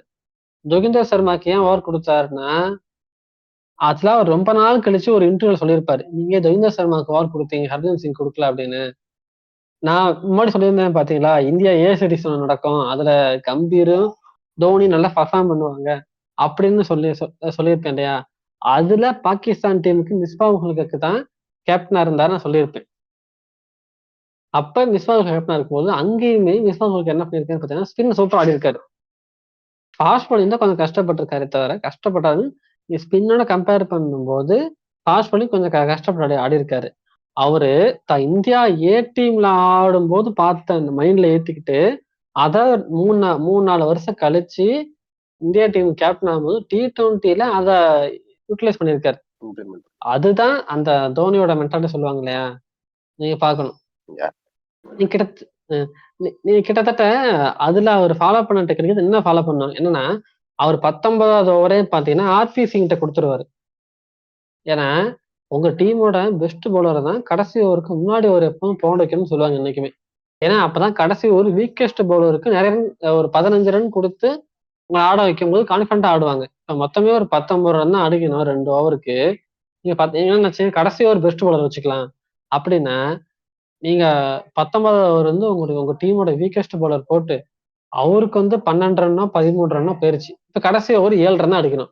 7 ரன் அடிக்கணும் அப்படிங்கிறப்ப ஆட்டோமேட்டிக்காவே பேட்டிங் பண்ற டீமுக்கு சாதகம் முடிஞ்சு போயிடும். நீங்க எவ்வளவுதான் பெரிய பவுலரா இருந்தாலுமே 6 ரன் 7 ரன் டிஃபெண்ட் பண்றா ரொம்ப கஷ்டம். ஏன்னா கடைசி ஓவர் அடிக்கிறப்ப அடிக்கதான் போறாங்க ஆட்டோமேட்டிக்காவே. அதனாலதான் என்ன பண்ணுவாங்கன்னா 19வது ஓவர் வந்து நல்ல பேட்ஸ்மேன் நல்ல உங்க டீமோட பெஸ்ட் பவுலர்கிட்ட கொடுத்துட்டீங்க. 20 ரன் தான் போயிருக்கு. அப்ப என்ன நினைப்பாங்கன்னா இன்னும் ஒரு ஓவர் இருக்கு. தட்டி தட்டி அது விக்கெட் விடாம 6 ரன்னும் 7 ரன்லாம் முடிச்சுக்கிட்டோம்னா நீங்க கடைசி ஒரு 13 ரன் அடிக்கிறப்ப 2 டீமுக்கு சான்ஸ் இருக்கு. 13 ரன் 14 ரன் அப்படின்னா ஒரு 2 பால் நல்லா போட்டா பவுலிங் டீம் ஜெயிக்க வாய்ப்பு இருக்கு. ஒரு 2 பால் நல்லா அடிச்சுட்டா பேட்டிங் டீம் ஜெயிக்க வாய்ப்பு இருக்கு அப்படிங்கிறப்ப எப்போதுமே கடைசி ஓவருக்கு முந்தின ஓவர் அதாவது பெனால்டி மட்டும் ஓவர் அடிமாங்க. அதைத்தான் பாத்தீங்கன்னா நல்ல டீமோட பெஸ்ட் பவுலர்ட்ட கொடுப்பாங்க. அதையுமே பாத்தீங்கன்னா அவரு பாத்தீங்கன்னா எல்லா மேட்சும் ஃபாலோ பண்ணிட்டே இருப்பாரு. கரெக்டா 19வது ஓவர் பாத்தீங்கன்னா 18வது ஓவர் ஸ்ரீசாந்த் கொடுப்பாரு. 19வது ஓவர் RP சிங் கொடுத்திருப்பாரு. ஏன்னா RP சிங் தான் அந்த டோர்னமெண்ட்ல நம்மளோட நல்ல பவுலர் சொல்ல போனா ஹையஸ்ட் விக்கெட் இருப்பாரு நமக்கு. சோ அவர் அதை கொடுத்திருப்பாரு. அதான் இன்ன வரையுமே கிரிக்கெட்ல எல்லாரும் ஃபாலோ பண்ணிட்டே இருப்பாங்க. நீங்க பாத்தீங்கன்னா 19வது ஓவர் தான் முக்கியமான பவுலர்ட்ட கொடுப்பாங்க எப்போதுமே. கடைசி ஓவர் தான் வீக்கெஸ்ட் பவுலர்ட்ட கொடுப்பாங்க டீம்ல இருக்கீங்கிட்ட. சோ ஜெயிச்சு கொடுத்துட்டு வந்துட்டாரு. அதாவது ஒரே வருஷத்துல 2007ல குரூப் ஸ்டேஜ கூட தாண்டாம போயிட்டு பெரிய பெரிய நீங்க நினைச்சு பாத்தீங்கன்னா 2007 டீம் தான் 50 வேர்ல்டு கப் சொல்றேன். 50 வேர்ல்டு கப்ல 2007 டீம் தான் ஏற்கனவே ஸ்ட்ராங்கஸ்ட் டீம். சேவாக் இருக்காரு, சச்சின் இருக்காரு, கங்குலி இருக்காரு, டிராவிட் இருக்காரு, தோனி இருக்காரு, யுவராஜ் சிங் இருக்காரு, ஜஹீர் கான் இருக்காரு, ஹர்பஜன் சிங் இருக்காரு, கும்ப்ளே இருக்காரு, இர்ஃபான் பதான் இருக்காரு. இந்த மாதிரி எல்லா பெரிய தலைங்களும் இருக்காங்க உங்களுக்கு. இதை விட ஒரு பெஸ்ட் டீம் நீங்க எடுக்கவே முடியாது. அப்படி ஒரு டீம் வந்து குவாலிஃபை கூட ஆகாம தோத்துருச்சு. அடுத்த ஸ்டேஜுக்கே போகாம தோத்துட்டு வெளியே வந்துருச்சு. ஆனா அப்படியே பாத்தீங்கன்னா அதே ஒரு 5-6 மாசம் கழிச்சு அக்டோபர் மாசம் 2 வாரத்துல சாம்பியனே வந்துட்டாரு கரெக்டா. அப்படி ஒரு அங்கேயே அவர் நிரூபிச்சிட்டாரு. அதாவது அவர் எப்போதுமே பார்த்தீங்கன்னா நான் சொல்லிட்டு இருப்பேன் இல்லையா, அவரு மத்த பிளேயர் மாதிரி எப்பவும் யோசிக்கவே மாட்டாரு அப்படின்ட்டு. அதை அங்க நிரூபிச்சிருப்பாரு. என்னன்னா இப்ப பவுல் ஃபர்ஸ்ட் மேட்ச் பாகிஸ்தான் கூட பார்த்தீங்கன்னா இந்த T20 வேர்ல்டு கப்ல மேட்ச் டை ஆயிரும். 148 சம்திங் அடிப்பாங்க. 148 152 நினைக்கிறேன். 142 அடிப்பாங்க. ஆமா 142 தான் இருக்கும். 142 தான் இருக்கும். அதை சேஸ் பண்ணும்போது கடைசி 2 பாலுக்கு ஒரு ரன் அடிச்சா வின்னு அப்படிங்கிறப்ப மேட்ச் டை ஆயிரும். அங்க உமர் குல், சகீத் அஃப்ரிடி அப்படின்னு சொல்லி பவுலர்ஸ் பவுலிங் பண்ணும்போது இங்க வந்து பாத்தீங்கன்னா ஸ்பின்னர்ஸ் தான் பவுலிங் போட வச்சிருப்பாரு. சேவாக்கு, கம்பீர், ராபின் உத்தப்பாலாம் பவுலிங் போட்டதே கிடையாது வாழ்க்கையில. அவரை பாத்தீங்கன்னா அவர் பவுலிங் போட வச்சிருப்பாரு. அது மட்டும் இல்லாம ராபின் உத்தப்பா தான் அந்த மாதிரி பவுலிங் ப்ராக்டிஸ் பண்ணுவாங்க இல்லையா, ஹிட் விக்கெட்டுக்கு அப்படிங்கிறப்ப அந்த மாதிரி இதுல அவர் தான் நல்லா பவுலிங் போட்டதாகவும் சொல்லியிருப்பாங்க. அது மட்டும் இல்லாம பாத்தீங்கன்னா மத்த எல்லா கீப்பரும் பாத்தீங்கன்னா கீப்பர் எங்க நிப்பாங்களோ பேட்ஸ்மேன் இருந்து ஒரு அந்த ஆஃப் சைட் தள்ளி நிப்பாங்க கீப்பர் எப்பவுமே. ஆனா இவரு என்ன நிப்பாருன்னா அப்படியே ஸ்டம்புக்கு நேரா நிப்பாரு. சோ ஸ்டம்புக்கு நேரா பின்னாடி நிப்பாரு. ஸ்டம்புக்கு பின்னாடி அப்படின்னு நிப்பாரு. சோ நீங்க அவரையும் பாக்குற மாதிரி அவரை நோக்கி போட்டா போதும் ஸ்டம்பு அடிச்சிரும் பால் ஈஸியா. அந்த மாதிரி அவர் மூளை யூஸ் பண்ணியுமே ஆடி இருப்பாரு. இப்ப இவர் கண்டினியூஸா ஜெயிச்சுட்டே வருவாங்க. என்னன்னா இப்ப 2007 அவர் ஒவ்வொரு வருஷம் ஜெயிச்சுட்டே வருவாருங்க. அதனாலதான் அவர் best captain, one of the best captain சொல்றதுக்கு காரணமே என்ன அப்படின்னா அவர் ஒரு வருஷம் அவர் கேப்டனா இருக்கிறதுக்காக ஏதாவது ஒண்ணு ஜெயிச்சு கொடுத்துக்கிட்டே இருப்பாரு. இப்ப உதாரணத்துக்கு எப்படி சொல்லணும்னு பாத்தீங்களேன், நம்ம சிம்பிளா சொல்லணும்னா இதை பத்தி எலாபரேட்டா பேசுறேன்னா நான் ஒண்ணு கூட பேசிட்டே இருப்பேன். நான் சிம்பிளா சொல்லுவோமே, இப்ப ஒவ்வொரு வருஷமும் நம்ம ஆட் பண்ணணும் அப்படின்னா 2007 T20 வேர்ல்டு கப் ஜெயிச்சாச்சு. அதுக்கடுத்து பாத்தீங்கன்னா 2008 வரும். 2008 பாத்தீங்கன்னா சிபி சீரீஸ் நடக்கும். அது காமன்வெல்த் பேங்க் சீரீஸ்னு ஆஸ்திரேலியா நடக்கும். அதாவது அது ட்ரை சீரீஸ் நடக்கும். இப்பன்னா இந்தியா, ஆஸ்திரேலியா, அப்புறம் பாத்தீங்கன்னா ஸ்ரீலங்கா தான் அப்ப ரொம்ப ஸ்ட்ராங்கான டீம். தில்ஷான், சங்கக்காரா, சமிந்தாவாஸ், ஜெயவர்தன எல்லாருமே இது எல்லாரும் மலிங்கா இருக்கிறாங்க. மலிங்காலாம் பீக்ல இருக்காரப்ப எல்லாம் இருக்காங்க. இன்னும் 2014-15 வரலையுமே ஸ்ரீலங்கா வந்து டாப் டீம் ஆச்சுல. 2015 வேர்ல்டு கப் வரலுமே ஸ்ரீலங்கா டாப் டீமா இருந்துச்சு. அது எல்லாருக்கும் தெரிஞ்சதுதான். ஸோ அந்த மாதிரி இருக்கும்போது அந்த 2008 சிபி சீரீஸையுமே வின் பண்ணியிருப்பாரு. ஏன் வின் பண்றாருன்னா அப்ப இருக்க ஆஸ்திரேலியா வந்து ரிக்கி பாண்டிங் தலைமையில அது வேற ஆஸ்திரேலியா சொல்லப்போனா அந்த சீரீஸ்க்கு அப்புறம் தான் அப்படியே ஒவ்வொருத்தர் ரிட்டையர் ஆவாங்க கரெக்டா. இப்ப எப்படி நமக்கு இப்ப 2024 T20 வேர்ல்டு கப் வந்து ரிட்டையர்மெண்ட் வேர்ல்டு கப்பா இருக்கோ, அந்த 2007-2008 காலம் 2007 இருந்து 2008 வரலையும் ஆஸ்திரேலியால ரிட்டையர் ஆகாத பிளேயரே கிடையாது. கிங் பாண்டிங் தவிர எல்லாரும் ரிட்டையர் ஆயிட்டாங்க அந்த சீரீஸ்ல. அந்த ஒரு வருஷத்துல தெரியுமா? தெரியுமா உங்களுக்கு அது? ஒவ்வொருத்தரும் ரிட்டையர் ஆவாங்க 2007-2008 நான் சொல்றேன் பாருங்களேன். ஒரு ரிட்டையர் ஆன பிளேயர்ஸ் எல்லாம் கில்கிறிஸ்ட் ரிட்டையர் ஆயிருவாரு, ஹெய்டன் ரிட்டையர் ஆயிருவாரு, மைக்கேல் பெவன் ரிட்டையர் ஆயிருவாரு, மெக்ரா ரிட்டையர் ஆயிருவாரு, டேமியன் மார்டின் ரிட்டையர் ஆவாரு. 2008 அப்புறம் சைமன்ஸ் அதிகமா ஆடவே மாட்டாரு. இது கிளென் மெக்கர் ரிட்டையர் ஆயிருவாரு. டோன் கிளாக் அப்புறம் வந்து 2008 அப்புறம் 2009 அதுவும் ஆடவே மாட்டாரு. இந்த மாதிரி அவங்க பெரிய பெரிய லெஜண்ட்ஸ் பிளேயர்ஸ் இருப்பாங்க பாத்தீங்களா, அந்த 2007-2008 எல்லாரும் ரிட்டையர் ஆயிருவாங்க. அதாவது ரிட்டையர்மெண்ட் காலகட்டம் 2007-2008. நமக்கு எப்படி இப்ப இந்த T20 வேர்ல்டு கப்ல வந்து அது ஜடேஜா, கோலி, ரோஹித் அந்த மாதிரி ரிட்டையர் ஆகிறாங்களோ. ஆனா ரொம்ப மாதிரி கஷ்டமா தாங்க இருக்குது எனக்கு 3 பேர் ஒன்னா ரிட்டையர் ஆகிறாங்க அப்படிங்கிறது. ஏன்னா ஒரு சொல்லுங்க. இல்ல இப்போ இருக்க பெரிய தலைக்கட்டல பாசிங்க. ஆமா அப்படியே ஒன்னா போற மாதிரி இருக்குல்ல. இந்த மாதிரி ஒன்னா போனா எப்பவுமே டீம் அடி வாங்குங்க எப்போதுமே. ஏன்னா இந்த மாதிரி அப்படிதான் 2008 ஒன்னா போனாங்க. மொத்தமா அப்படியே ஒன்னா கிளம்புனாங்க எல்லாருமே. அடுத்து அந்த டீம் வெளியே அதுல இருந்து மீண்டதுக்கு 4 வருஷம் ஆச்சாச்சுல. இதுதான் ஸ்ரீலங்கா நடந்துச்சு. 2015 வேர்ல்டு கப் முடிஞ்சதுக்கு அப்புறம் மொத்தமா போனாங்க எல்லாரும். தில்ஷான் போனாரு, ஜெயவர்தனே போனாரு, சங்கக்காரா போனாரு, பின்னர் ஒருத்தர் இருந்தார், அவரு பேர் டக்குன்னு வர மாட்டாரு, அவரும் போனாரு ஒருத்தர். அந்த மாதிரி மொத்தமா போனாங்க. அப்படியே டீம் அடி வாங்கிடுச்சு. அது வந்து இன்னொரு மீண்டு வர முடியல. ஸோ அதனால எனக்கு அது இந்தியா அப்படி ஆகாதுன்னு தெரியும். பட் ஒரே ஏன்னா இப்ப இந்தியா T20 பொறுத்தவரை T20 இல்லை, கடந்த ஒரு 5-6 வருஷமாவே இந்த 4 பேர் தான் டீமை தாங்கி பிடிக்கிறாங்க. 4 பேர்ல பும்ரா, ஜடேஜா, கோலி, ரோஹித் இந்த 4 பேர் தான் 4 தூண் மாதிரி 4 பிளஸ் சொல்லுவாங்கல்ல. 4 பிளஸ்னு 3 ஃபார்மேட்லயும் சேர்த்து சொல்றேன் நான். 3 ஃபார்மேட்டுக்குமே ஆடுறேன். ஏன்னா இந்த 4 பேர் மட்டும் தான் ஏ பிளஸ் கிரேட்னு நினைக்கிறேன். ஏ பிளஸ் கிரேட்ல இருப்பாங்க, மற்ற யாருமே ஏ பிளஸ் கிரேட்ல இருக்க மாட்டாங்க. இந்த 4 பேர் தான் கடந்த 5-6 வருஷமாவே டீம் தாங்கி பிடிச்சிட்டு இருக்கிறது 4 பேர். அதுல 3 பேர் ஒரே நேரத்துல T20 ரிட்டையர் ஆறாங்க அப்படிங்கிறது ரொம்ப சங்கடமா தான் இருக்கு. ஸோ நம்ம அதை இன்னொரு வச்சுக்கலாம். இப்ப இங்க வருவோம். அந்த டைம்ல ஆஸ்திரேலியா பீட் பண்றது அப்படிங்கிறது சாதாரண விஷயம் கிடையாது. ஸோ 2008 காமன்வெல்த் பேங்க்ஸ் ஜெயிச்சிருப்பாரு. நான் ஏன் ஜெயிச்சாருன்னு சொல்றேன்னா, அதுக்கு முன்னாடி நம்ம போய் ஒரு சீரீஸ் ஜெயிக்கிறது, ஒரு டோர்னமெண்ட் ஜெயிக்கிறது அப்படிங்கிறது ரொம்ப ரேருக்குலாம் ரேர் அப்படிதான் சொல்லணும். இந்த 2002 லார்ட்ஸ்ல ஜெயிச்சிருப்போம் நாட்டர் சீரீஸ். அதுக்கப்புறம் நம்ம பெருசா சொல்லிக்கிற மாதிரி ஜெயிச்ச நம்ம இது ஜெயிச்சிருப்போம். ஆக்சுவலா சாம்பியன்ஸ் ட்ராஃபி ஜெயிச்சிருப்போம். ஆனா சாம்பியன்ஸ் ட்ராஃபி பார்த்தீங்கன்னா ஷேர் பிளேன் ஜெயிச்சிருப்போம். ஃபர்ஸ்ட் இந்தியாவுக்கும் நமக்கும் சாம்பியன்ஸ் ட்ராஃபி நடக்கும். ஃபர்ஸ்ட் டே மழை வந்துடும். அதனால ரிசர்வ் டே வைப்பாங்க. அந்த ரிசர்வ் டே மழை வந்துடும். ஸோ அதனால நமக்கு 2 பேரும் ஷேர் பண்ணி கொடுத்துருவாங்க. ஸோ அதனால அந்த நேஷனல் சீரீஸை தவிர நம்ம பெருசா ஜெயிச்சோம் அப்படிங்கிறதே நமக்கு எதுவுமே கிடையாது. தோனி கேப்டன்சி பண்ண ஆரம்பிச்சதுக்கு அப்புறம் தான் இந்த ஜெயிக்கிற ஹேபிட்டுங்கிறது நம்ம நிறைய வர ஆரம்பிச்சிச்சு. இன்னும் சொல்லப்போனா ஒரு காலகட்டம் வரலையும் 90s எண்ட்ல இருந்து 2008 வரலையுமே, அது இப்போ 98ல இருந்து 2008 ஒரு 10 வருஷத்துக்கு பார்த்தீங்கன்னா ஆஸ்திரேலியாவோட ராஜ்யம் தான் அது. அது எப்ப இந்தியாவோட கைக்கு மாறுனுச்சுன்னா தோனியோட பீரியட்ல தான். இந்தியாங்கிறது ஒரு பவர்ஃபுல் டீம். இந்தியா போர்டா இருக்கட்டும், இந்திய டீமா இருக்கட்டும், ஒரு பவர்ஃபுல்லா வர ஆரம்பிச்சது. அது கிரிக்கெட் கண்ட்ரோல கொண்டு போகணும்னு சொல்லுவாங்க இல்லையா. நீங்க பாத்தீங்கன்னா 2008 வரலுமே கிரிக்கெட் வந்து ஆஸ்திரேலியா டீமோட கையில தான் இருந்துச்சு. ஆஸ்திரேலியா தான் பவர்ஃபுல் டீம். ஆஸ்திரேலியா வந்தா ஜெயிப்பானுங்க எல்லா டிராஃபி. ஒரு டோர்னமெண்ட் நடந்தா ஆஸ்திரேலியா தான்ப்பா. ஒரு 10 டோர்னமெண்ட் நடக்குதா 8 டோர்னமெண்ட் ஆஸ்திரேலியா தான். அந்த மாதிரிதான் ஆஸ்திரேலியா தான். பல பாம்பை கண்டா படையணுங்கிற மாதிரி ஆஸ்திரேலியா பார்த்தாலே பயப்படுவாங்க. அந்த மாதிரி இருந்த ஒரு டீமை அசால்ட்டா பார்த்தா 2008ல போய் அந்த காமன்வெல்த் பேங்க் சீரீஸை ஜெயிச்சுட்டு வந்துருவாரு. அங்க இருந்து ஆஸ்திரேலியாவோட சரிவு ஆரம்பிக்கும். அதாவது சொல்லுவாங்கல்ல, ஒருத்தரோட சரிவு ஒருத்தரோட ஏற்றங்கிற மாதிரி அங்க சைட் வைஸே அப்படியே ஆஸ்திரேலியாவோட சரிவு ஆரம்பிக்கும், இங்க இந்தியாவோட ஹை ஆரம்பிக்கும். இப்ப இந்த மாதிரி நடக்குதா. 2008ல காமன்வெல்த் பேங்க் சீரீஸ் ஜெயிச்சிட்டோமா.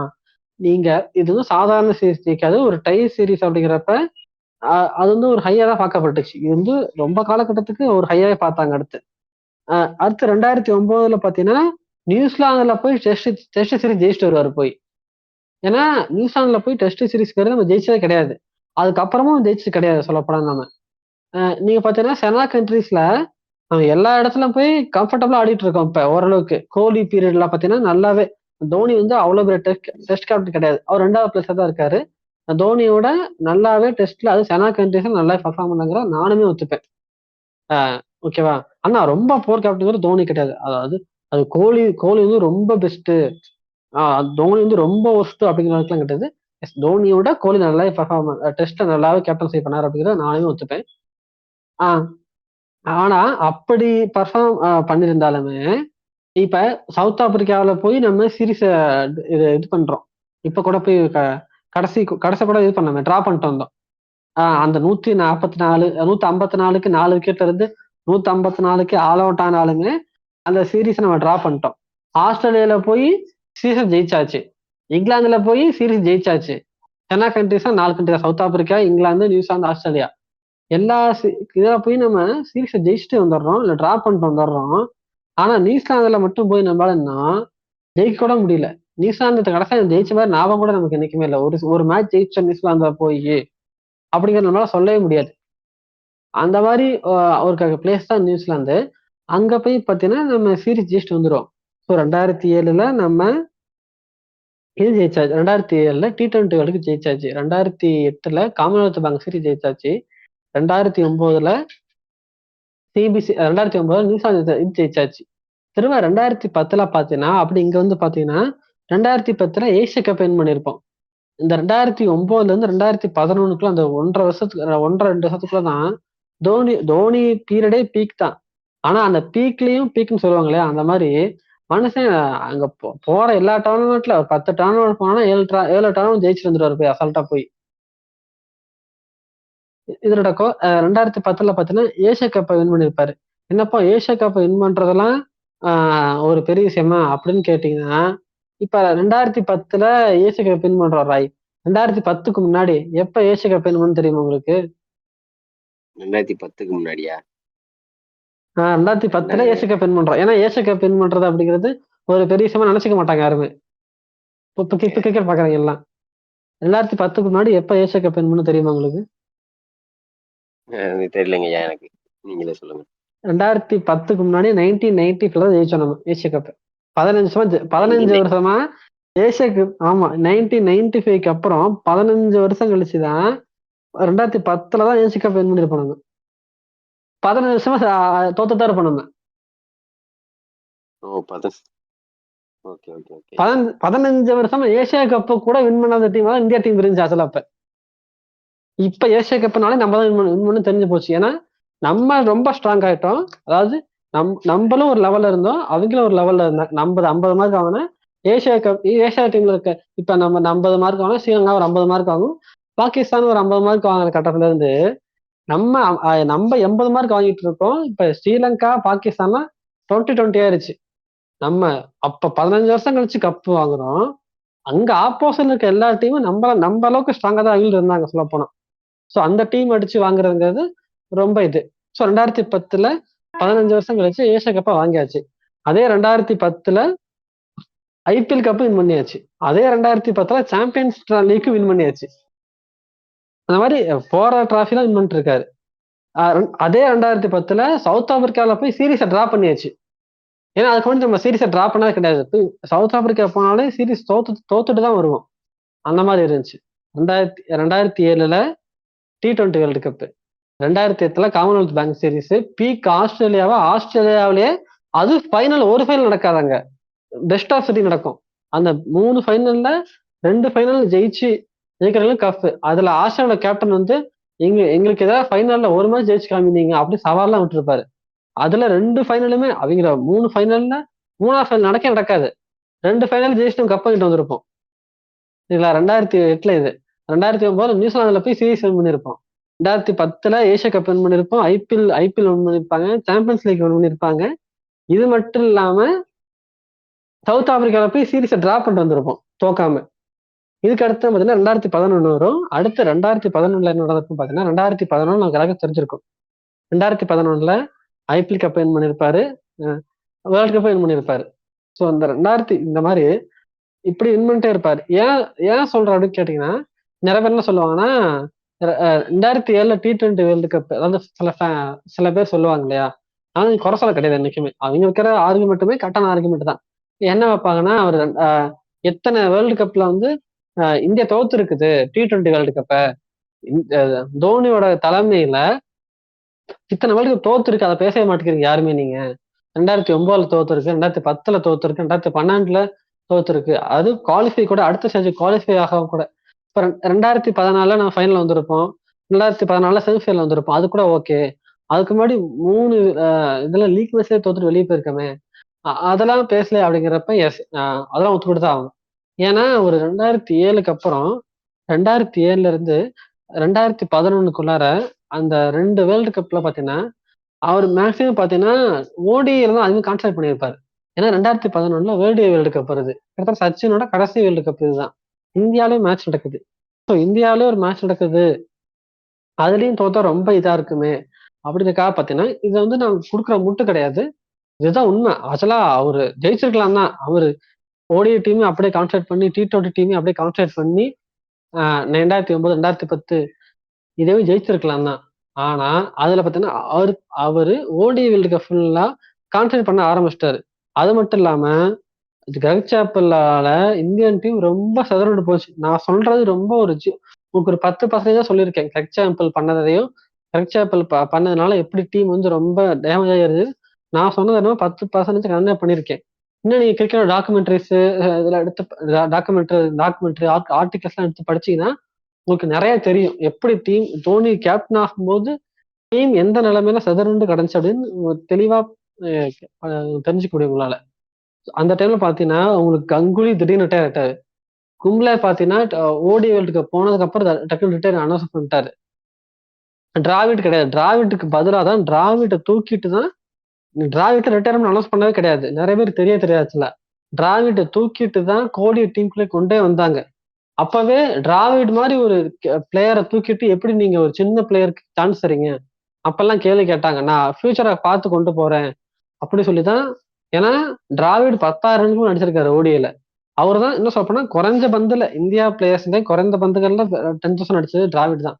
நீங்க அவரை தூக்கிட்டே நீங்க டீம் எடுக்கிறீங்களா ஒரு புது பிளேயரை? அப்படிலாம் பெரிய இதெல்லாம் வந்துச்சு. அது எல்லாத்தையும் தாண்டி தான் புது புது பிளேயர்ஸை நிறைய பேரை கொண்டு வந்தாரு.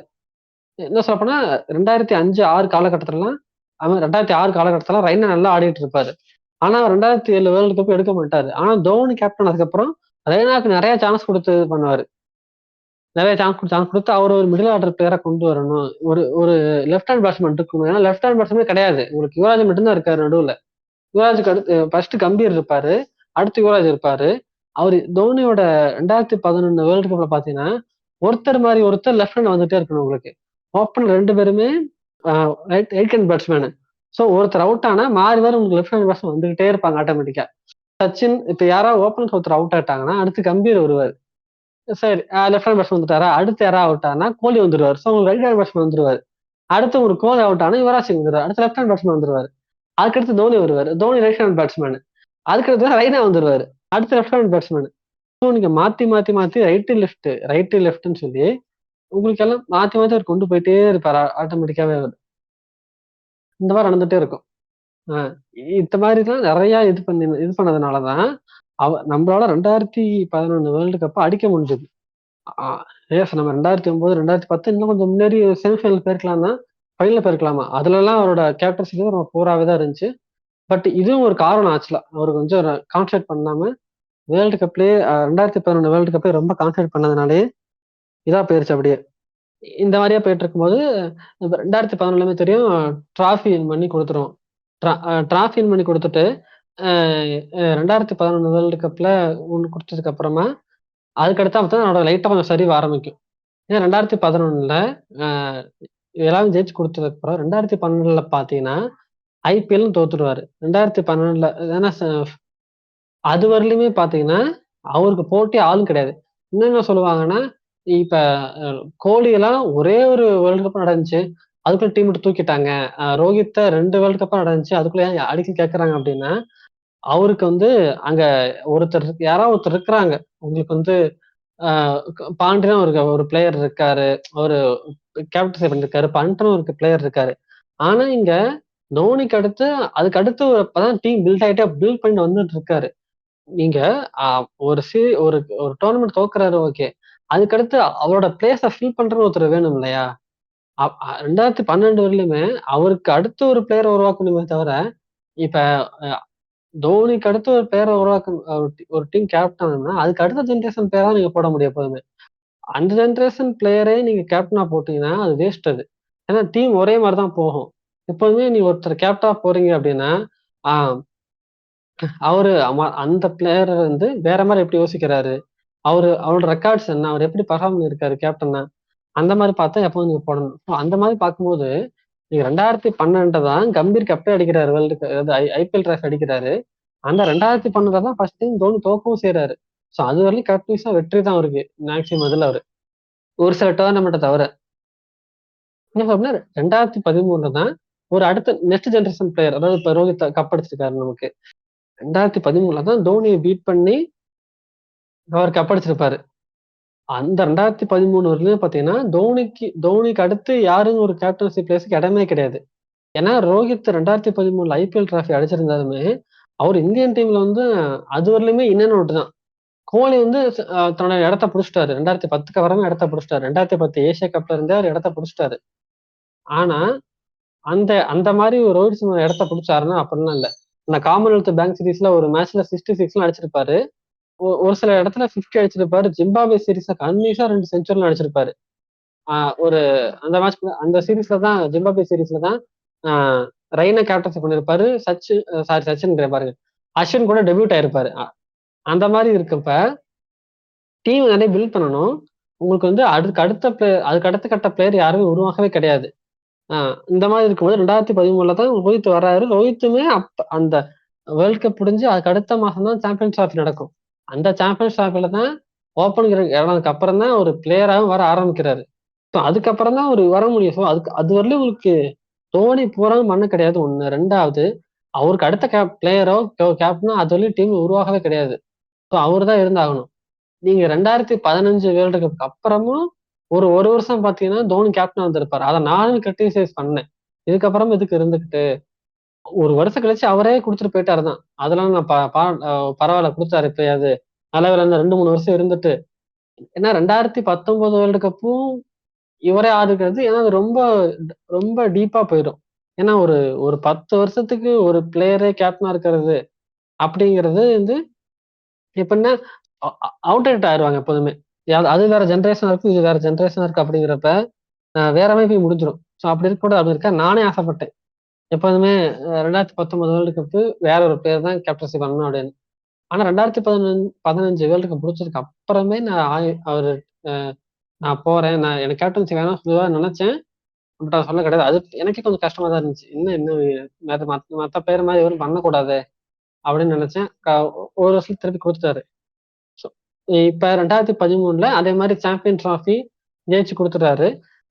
இப்ப அந்த 2012 வருஷம் மட்டும் தான் அவரு இந்தியன் டீமுக்கு கேப்டனா இருக்கிறதுக்கு ஏதாவது டிராஃபி ஜெயிக்கணும்.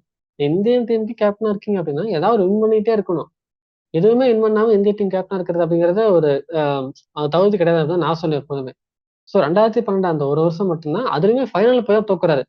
என்னை பொறுத்தவரைக்கும் நான் எப்படி நினைப்பேன்னா, ஃபைனல்ல போய் ஒரு டீம் தோக்குது அப்படின்னா, எஸ் அந்த அந்த ஒன் டேல என்ன வேணா நடக்கலாம். நீங்க செமிஃபைனல் கூட சொல்லலாம். ஆனா என்னைய பொறுத்தவரைக்கும் ஃபைனல்ல போய் ஒரு டீம் தோக்குது அப்படின்னாலே, ஆன் த டே என்னவே நடக்கலாம் அப்படிங்கிறப்ப அத நம்ம ஒண்ணும் பண்ண முடியாது. ஸோ அதனால நான் பெருசா சொல்ல மாட்டேன். அது தோனிக்காக சொல்றது கிடையாது. எந்த டீமா தான் சொல்லுவேன். நான் 2019 அ அ சாரி 2023 வேர்ல்டு கப்புமே பரவால்ல. இவ்வளவு தூரம் வந்துட்டோம். அந்த ஒரு டேல என்னவேனா நடக்கலாம்ல. பரவால்ல. அப்படிதான் நான் எப்பவும் நினைப்பேன். ஸோ ஃபைனல் வந்ததுக்கு அப்புறம் 2 டீமுமே என்னைய பொறுத்தவரைக்கும் பெஸ்ட் டீம் தான். ஸோ 2012ல எந்த டிராஃபியும் ஜெயிக்கல. 2013ல சாம்பியன்ஸ் டிராஃபி ஜெயிச்சிருப்பாரு. திரும்ப 2011ல பார்த்தீங்கன்னா, சாம்பியன்ஸ் லீக் ஜெயிச்சிருப்பாரு. 2015ல பார்த்தீங்கன்னா, திரும்ப ஏசியா கப் வின் பண்ணி குடுத்திருப்பாரு. 2வது டைமா வின் பண்ணி குடுத்திருப்பாரு. 2015ல ஏசியா கப் வின் பண்ணியிருப்பாரு. 2016ல பார்த்தீங்கன்னா, T20 வேர்ல்டு கப் தோத்துட்டு 5, 6 மாசத்துல பார்த்தீங்கன்னா, கரெக்ட்டா இது பண்ணிருவாரு. நான் வந்து டெஸ்ட்ல இருந்து போறேன். ட 2014 டெஸ்ட்ல இருந்து போறேன்னு சொல்லிருவாரு. கேப்டன்சில இருந்து போறேன்னு சொல்லிருவாரு. ரிட்டயர்மென்ட் சொல்லிருவாரு.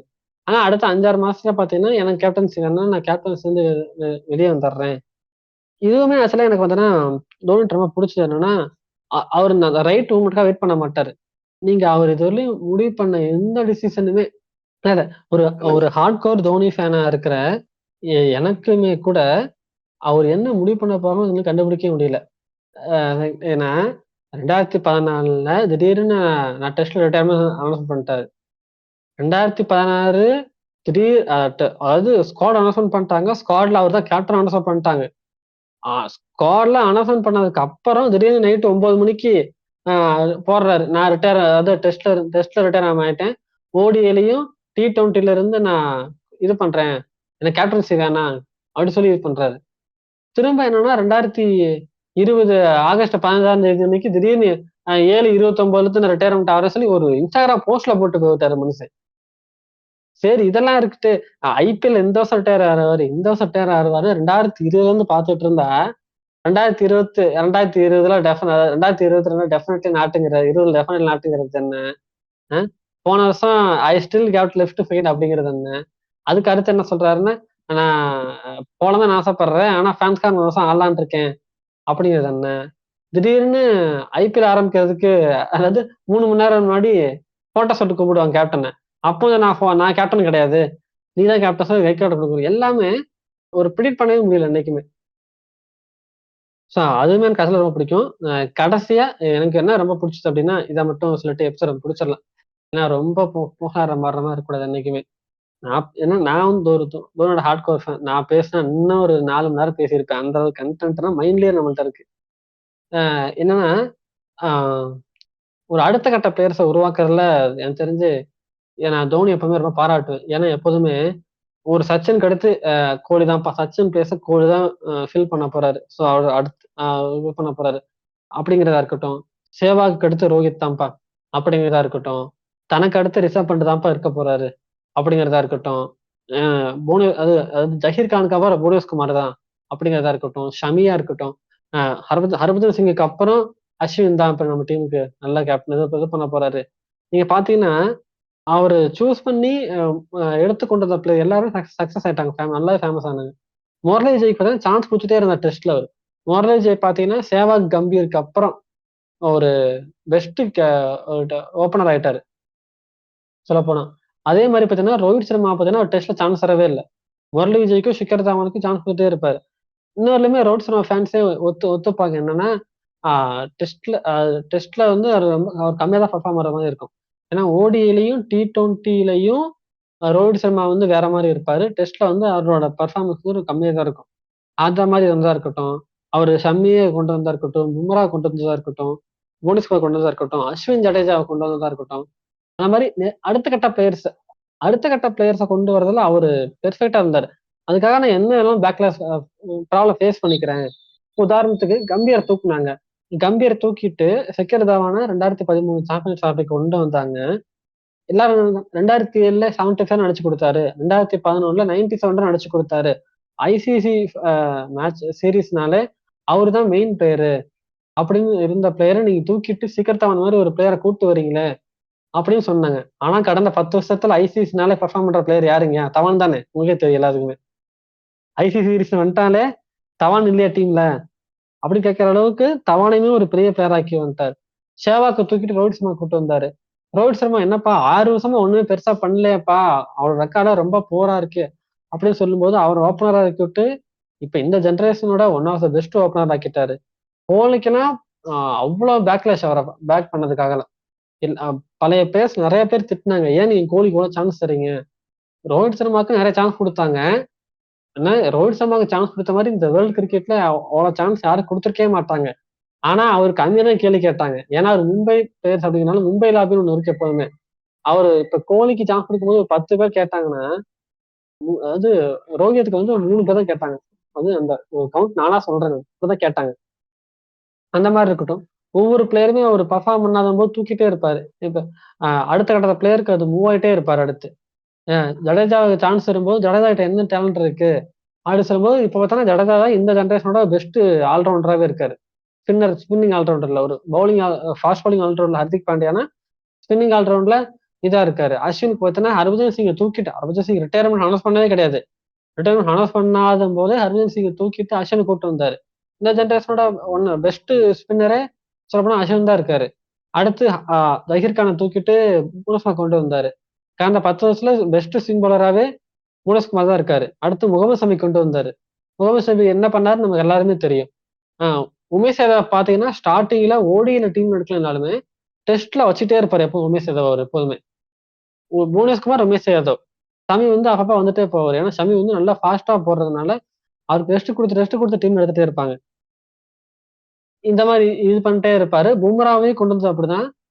இன்னும் சிம்பிளா சொல்லணும்னா தான் இருக்கும் போதே தனக்கு அடுத்து ஒரு பிளேயர் உருவாக்கி கொண்டு போகணும் அப்படிங்கிறதுக்காக ரிஷப் பண்ட தன்னோட மேற்பார்வையில வளர்த்துட்டே வந்தார். ஆக்சுவலா சொல்ல போனவர் எப்போதுமே ஒரு பிளேயர் போனதுக்கு அப்புறம் அடுத்த ஒரு பிளேயரை தேடினா நடக்காது என்னைக்குமே. ஒரு பிளேயர் பேக்கப் ரெடியா இருக்கணும். இப்ப ரோஹித் ரிட்டையர் ஆயிட்டாருன்னா அதுக்கு அடுத்து ஒரு ஜெய்ஸ்வால் இருக்காரு, நமக்கு அபிஷேக் சர்மா இருக்காரு, கைக்வாட் இருக்காரு, கில் இருக்காரு, இருக்காங்க. ஆனா கோலிக்கு ஒரு பிளேயர் உருவாக்கிட்டோமா அப்படிங்கிறது நம்ம சந்தேகமா இன்னும் இருக்கு. அதுக்கு அடுத்து அஸ்வின் ஜடேஜாவும் டெஸ்ட்ல போனதுக்கு அப்புறம் அஸ்வின் ஜடேஜாவுக்கு யார் பேக்கப்பா வருவா? நீங்க சொல்லலாம் குல்தீப்பும் அக்ஷர் பட்டேல் இருப்பாங்கன்னு சொல்லலாம். ஆனா ஜடேஜா அஸ்வின் வந்து டெஸ்ட்ல அது வேற ரகம். அவங்கள மாதிரி ஒரு பிளேயர்ஸை நீங்க ஃபில் பண்ணவே முடியாது. ஸோ அந்த மாதிரி தான் எடுத்துக்கிட்ட எல்லா இதுலயுமே அவர் நம்பர் 1 இருக்க முடியாதுனாலும் எல்லாத்துலயுமே டாப் 3ல இருப்பாரு. சொல்ல ஒரு ஒரு விக்கெட் கீப்பர் எடுத்தீங்கன்னா டாப் 3ல இருப்பாரு. டாப் ரன் கட்டர்ல எதாவது எடுத்தீங்கன்னா டாப் 3 டாப் 5ல இருப்பாரு. கேப்டன்ஸ் எடுத்தீங்கன்னா டாப் 3 டாப் 5ல இருப்பாரு. எல்லாத்துலயும் அவரோட கேப்டன்ஸ் இருக்க பத்தி சொல்லவே தேவையில்லை. இருக்கிற எல்லாத்தையும் அவரோட ஜெயிக்க முடியற எல்லாத்தையுமே ஜெயிச்சு கொடுத்தாரு. இன்னும் முன்னுதாரணமா ஜெயிச்சு கொடுத்ததுக்கு அப்புறம் சிம்பிளா சொல்லணும்னா எல்லாரோட யங்ஸ்டர்ஸுக்கும் அந்த சீரீஸ் யார் ஜெயிக்க காரணமா இருந்தா அப்படிங்கிறதையும் அவர் இது பண்ணி கொடுத்துருப்பாரு. முன்னுதாரணமா இருந்து காமிச்சிருப்பாரு. ஆக்சுவலா இந்த சொல்லுவாங்க இல்லையா தோனி கிரெடிட் ஸ்டீலர் அப்படின்ட்டு, ஆக்சுவலா எப்படி பரவ ஆரம்பிச்சதுன்னா இந்த மாதிரிதான் பரவ ஆரம்பிச்சு. எப்படின்னா தோனி தான் இருக்கிற எல்லா டிராஃபியும் பண்ணி கொடுத்த ஒரே கேப்டன். அப்படின்னு சொல்ல ஆரம்பிச்சு அப்படி சொல்ல ஆரம்பிச்ச ஒரு தகவல் தான் அப்படியே மாறி மாறி மாறி தோனி தான் எல்லாத்தையும் ஜெயிச்சு கொடுத்தாரு அப்படிங்கிற மாதிரி பரவிடுச்சு. ஆக்சுவலா இது இப்படி சொல்ல வந்த கான்செப்ட் தான் அப்படி மாறி அது வேற மாதிரி கன்வே ஆயிடுச்சு. இன்னும் சொல்ல போனா தோனி மாதிரி ஒரு பிளேயர்ஸை ரெஸ்பெக்ட் பண்ற நீங்க பார்க்க முடியாது. எப்படின்னா இப்ப அவர் திடீர்னு மிடில் ஆஃப் த சீரீஸ்ல அவர் கேப்டனா போட்டிருப்பாங்க. டெஸ்ட்ல ஓடிஐயும் T20 தான் ப்ராப்பரா கொடுத்துருப்பாங்க அவருக்கு. டெஸ்ட்ல கும்ப்ளே இருப்பாரு. கும்ப்ளே திடீர்னு காயமாயிரும். திடீர்னு அதனால கும்ப்ளேக்கு பதிலா கங்குலி இருப்பார் அந்த சீரீஸ்ல. ஆனா தோனி கேப்டனா போட்டிருப்பாரு. கங்குலிக்கு அதான் கடைசி சீரீஸ். நீங்க நினைச்சு பாருங்க, கங்குலியும் கும்ப்ளேவும் ஒரே சீரீஸ்ல ரிட்டையர் ஆறாங்க டெஸ்ட்ல இருந்து. சரிங்களா? அதனால ஃபர்ஸ்ட் 2 மேட்ச்ல தோனியோட ஃபர்ஸ்ட் மேட்ச் டெஸ்ட்ல ஆஸ்திரேலியாவை 320 ரன் ஜெயிச்சிருப்பாரு. இன்ன வரையிலும் பாத்தீங்கன்னா அப்போதைக்கு அதுதான் இந்தியாவோட ஹையஸ்ட் ரன்னர் ஜெயிச்ச ரன்னா இருந்துச்சு. அதை டிஃபெண்ட் பண்றதுல 320 ரன்ல ஜெயிச்சிருப்போம். இப்போ பார்த்தோன்னா டாப் 5ல இன்ன வரையிலுமே அந்த 5th பிளேஸ்ல 320 ரன் இருக்கும். அப்ப ஆஸ்திரேலியாவே பீட் பண்ணிருப்போம் நாம. அந்த சீரீஸ் என்ன பண்ணிருப்பாருன்னா கடைசி மேட்ச்ல கங்குலி ரிட்டையர் ஆறான்னு சொல்லிட்டு கடைசி அரை மணி நேரம் நீங்க தானே என்னை டீம் கொண்டு வந்தீங்க, நீங்க தான் என்னோட கேப்டன் அப்படி சொல்லிட்டு கடைசி அரை மணி நேரம் கேப்டன்சி பண்ண வச்சிருப்பாரு. கங்குலி கேப்டன் பண்ண வச்சிருப்பாரு கடைசி மேட்ச்ன்ட்டு. அதே மாதிரி அந்த மேட்ச் ஜெயிச்சதுக்கு அப்புறம் ஃபர்ஸ்ட் மேட்ச்க்கும் தேர்ட் மேட்சுக்கும் கும்ப்ளே கேப்டன்சி பண்ணிருப்பாரு. ஸோ டிராஃபியை வாங்கும்போது சச்சின் பாருங்க, கும்ப்ளேவும் தோனியும் 2 பேரும் சேர்ந்து தான் டிராஃபி வாங்குவாங்க. தோனிட்டு தான் டிராஃபி கொடுப்பாங்க. ஆனா அவர் வந்து நான் கும்ப்ளேவையும் கூப்பிட்டு ஷேர் பண்ணி வாங்கிக்கிறேன் அப்படின்னு சொல்லியிருப்பாரு. அதே மாதிரி டிராவிட்ட பாத்தீங்கன்னா 2009க்கு அப்புறம் அவரும் டிராப் பண்ணுவாரு. ஏன்னா ஒரு புது பேர் கொண்டு வரலாம்னு சொல்லி டிராவிட்டுக்கு பதிலாக தான் கோலி கொண்டு வந்திருப்பாங்க. சோ என்ன பண்ணிருப்பாரு, 2011 வேர்ல்டு கப் ஜெயிச்சதுக்கு அப்புறம் திரும்ப திடீர்னு ஒரு லேண்டமா ஒரு இங்கிலாந்து சீரீஸ்ல அவரை டிராவிட்ட ஒரே ஒரு மேட்ச் ஓடிஐலையும் ஒரே ஒரு மேட்ச் T20லயும் ஆட வச்சு அவருக்கு ப்ராப்பரா ஃபேல் கொடுத்து அனுப்பியிருப்பாரு. அது மாதிரி டேலண்ட்டை கண்டுபிடிக்கிறதுலுமே நம்ம சொல்லி தெரிய வேண்டியதில்லை. ஸோ இந்த மாதிரி நிறைய பண்ணியிருக்காரு. பேசிட்டே போலாம் தான். அவருக்கு என்னன்னா இதை மட்டும் கடைசி சொல்லி முடிச்சிடலாம். அவருக்கு என்னன்னா அவர் வந்து ஐபிஎல் ஆடிட்டே இருக்காருன்னா அப்படின்னு நினைக்கிறேன். எனக்கு என்ன தோணுது அப்படின்னா அவர் இப்ப கூட ட்வீட் போட்டிருப்பாரு, இன்ஸ்டாகிராம் போஸ்ட் போட்டிருப்பாரு. டிராஃபி ஜெயிச்சிட்டீங்க, திரும்ப இந்தியாவுக்கு டிராஃபி கொண்டு வந்துட்டீங்க, ரொம்ப சந்தோஷம் எனக்கு. என்னோட பர்த்டேக்கு கிஃப்ட் கொடுத்துட்டீங்க அப்படின்னு சொல்லி போஸ்ட் போட்டிருக்காரு. சந்தோஷமா இருக்கு பார்க்கும்போது எனக்கு வந்து. ஏன்னா அவர் இன்ஸ்டாகிராம்ல அதிகம் போஸ்ட் போற பெர்சன் கிடையாது. ஆக்சுவலா சொல்ல போனோம்னா ஏதோ ரேண்டமா ஒருத்தர் இப்ப போஸ்ட் வச்சிருப்பாங்கல்ல இன்ஸ்டாகிராம், ஒரு 10 போஸ்ட் தான் மொத்தமே போட்டிருப்பாரு அவரு. ஆனா அவர் ஃபாலோஸ் அத்தனை பேர் இருப்பாங்க. ஸோ அந்த மாதிரி இருக்கும்போது அவருக்கு என்னன்னா நம்ம எல்லாருக்கும் டிராஃபி கொடுத்தோம். சச்சினுக்கு 28 சச்சின் வந்து அத்தனை வருஷம் வெயிட் பண்ணாரு, 6 வேர்ல்டு கப் வின் பண்ணாரு. அவருக்கு டிராஃபி வாங்கி கொடுத்தோம். நம்ம டிராஃபி கிடையாது. ஆனா நம்ம எல்லாத்துக்கும் டிராஃபி பண்ணி கையில கொடுத்துட்டு போயிடுவாரு ஆக்சுவலா. நம்ம கீழே அந்த மாதிரி யாராவது டிராஃபி பண்ணி கொடுக்க மாட்டாங்க அப்படின்னு ஒரு ஏக்கம் இருக்கும்னு எனக்கு தோணுது ஆக்சுவலா. எப்போதுமே நம்ம ஒரு பிளேயரா இருந்து நம்ம கீழே ஒருத்தர் டிராஃபிக் வின் பண்ணி கொடுக்கணும், அதை நம்ம ஏந்தணும் அப்படின்னு அவருக்கு என்னமோ ஒரு ஆசை இருக்குன்னு நினைக்கிறேன். அதனாலதான் 2019 வேர்ல்டு கப்லயும் அவர் ஆடி இருப்பாரு. அவர் ரொம்ப வெக்ஸாய் அவுட் ஆயிட்டு போயிருப்பாரு. அவருக்கு தெரிஞ்சிருச்சு இனிமேல் நம்ம ஆட முடியாது அப்படின்ட்டு. அதே மாதிரிதான் ஐபிஎல்லையும் பாத்தீங்கன்னா ஜடேஜா கேப்டன் ஆக்கி இருப்பாரு. அப்ப ரொம்ப ஜடேஜா பூரா பர்ஃபார்ம் பண்ணவும் அதுக்கப்புறம் திரும்ப அவரை கேப்டனா இருப்பாரு, டிராஃபி பண்ணி கொடுத்திருப்பாரு. டிராஃபி பண்ணி கொடுத்துட்டு திரும்ப அடுத்த வருஷம் பாத்தீங்கன்னா கைகாட்டு கேப்டன்சி கொடுத்திருப்பாரு. அவர் கேப்டன்சி கொடுத்துட்டு ரிட்டையர்மெண்ட் ஆயிருக்கலாம். ஆனா அவருக்கு அந்த ஆசை இருக்கு, நம்ம கிட்ட ஒருத்தர் நம்ம ஜெயிச்ச மாதிரி நம்மள்ட்டே கொடுத்த அழகு பார்க்கணுமே. அவருக்கு அந்த ஆசை இருக்கும் எனக்கு தோணுது. மேபி அவர் வேற மாதிரி நினைக்கலாம். அந்த ஒரு ஆசையை மட்டும் நிறைவேற்றி அனுப்பிட்டோம்னா நல்லா இருக்கும் எனக்கும் தோணுச்சு. பட் இந்த வருஷம் நடக்கல. ஓகே, மேபி அடுத்த வருஷம் அவர் ஆடினாருன்னா நடக்கும் அப்படின்னு நினைக்கிறேன். ஓகே, அவ்வளவுதான் ஃப்ரெண்ட்ஸ். நிறைய பேசலாம், பேசிட்டே தான் போகலாம். நிறைய இருக்கு அவரை பத்தி பேச. அவர் குவாலிட்டிஸ், அவர் அடிச்ச மேட்சஸ்ல எத்தனையோ மேட்சஸ்ல எப்படி ஆடிருக்காருன்னு நிறைய பேசலாம். பட் ரொம்ப இழுக்க நடுன்னு எனக்கு தோணுச்சு. இந்த எபிசோட் வந்து நல்லா ராய் வந்து எனக்கு கமெண்ட் கொடுத்தாரு. அவருக்கு நன்றி சொல்லிக்கிறேன். ராய், நீங்க என்ன சொல்ல விரும்புறீங்க? சொல்லுங்க ஏதாவது. எனக்கு எதுவும் அவ்வளவு பேசுற அளவுக்கு எனக்கு எதுவும் இல்ல. நன்றி. ஓகே ஃப்ரெண்ட்ஸ், இப்போ கேட்டிருப்பீங்க, இன்னும் நிறைய பேசலாம் தான், நிறைய இருக்கு அவரை பத்தி பேச. பேசிட்டே இருக்கலாம் தான். பட் ஓகே, அவருக்கு ஒரு கடைசியா ஒரு ஹாப்பி பர்த்டே சொல்லிட்டு இனி பிறநாள் வாழ்த்துக்களை தலைவா அப்படின்னு சொல்லிட்டு எபிசோட் முடிச்சுக்கலாம். இதுக்கு அடுத்து கண்டிப்பா எபிசோட் வரும். கண்டிப்பா வாரத்துக்கு ஒரு எபிசோட் போடுவோம். ஸோ தொடர்ந்து எபிசோடு கேட்டுங்க. எபிசோட் என்ன பிடிச்சிருக்கு என்ன பிடிக்கல அப்படிங்கிற எல்லாத்தையும் ஷேர் பண்ணுங்க. உங்களுக்கு என்ன ஃபீட்பேக் கொடுங்க. பாட்காஸ்ட் ஃபீட்பேக் டிஸ்கார்ட் இருக்கு, இன்ஸ்டாகிராம் இருக்கு, எங்களுக்கு தனித்தனி அக்கௌண்ட் இருக்கு, அதெல்லாம் இருக்கு. அதெல்லாம் நீங்க பண்ணீங்கன்னா ஏன்னா நீங்க ஃபீட்பேக் கொடுக்கும்போது தான் நாங்கள் என்ன தப்பு பண்றோம் அப்படிங்கிறது குட்டா இருக்கட்டும் பேடா இருக்கட்டும் பத்தி சொன்னாதான் எங்களால் தெரிஞ்சுக்க முடியும். நீங்க கேட்குற பாட்காஸ்ட் கேட்குற ஃப்ரெண்ட்ஸ்க்கு ஷேர் பண்ணி விடுங்க. தொடர்ந்து சப்போர்ட் பண்ணிட்டே இருங்க. கண்டிப்பாக உங்களை எபிசோடு போட்டுட்டே இருப்போம். So see you soon. அடுத்த எபிசோட பார்க்கலாம். தேங்க்யூ. இது உங்க சின்ன பாட்காஸ்ட். நாங்கள் நிஜி ஹியூகா. பாய். நன்றி மக்களே. நன்றி வணக்கம். நான் உங்க ஆய்வு. நன்றி மக்களே.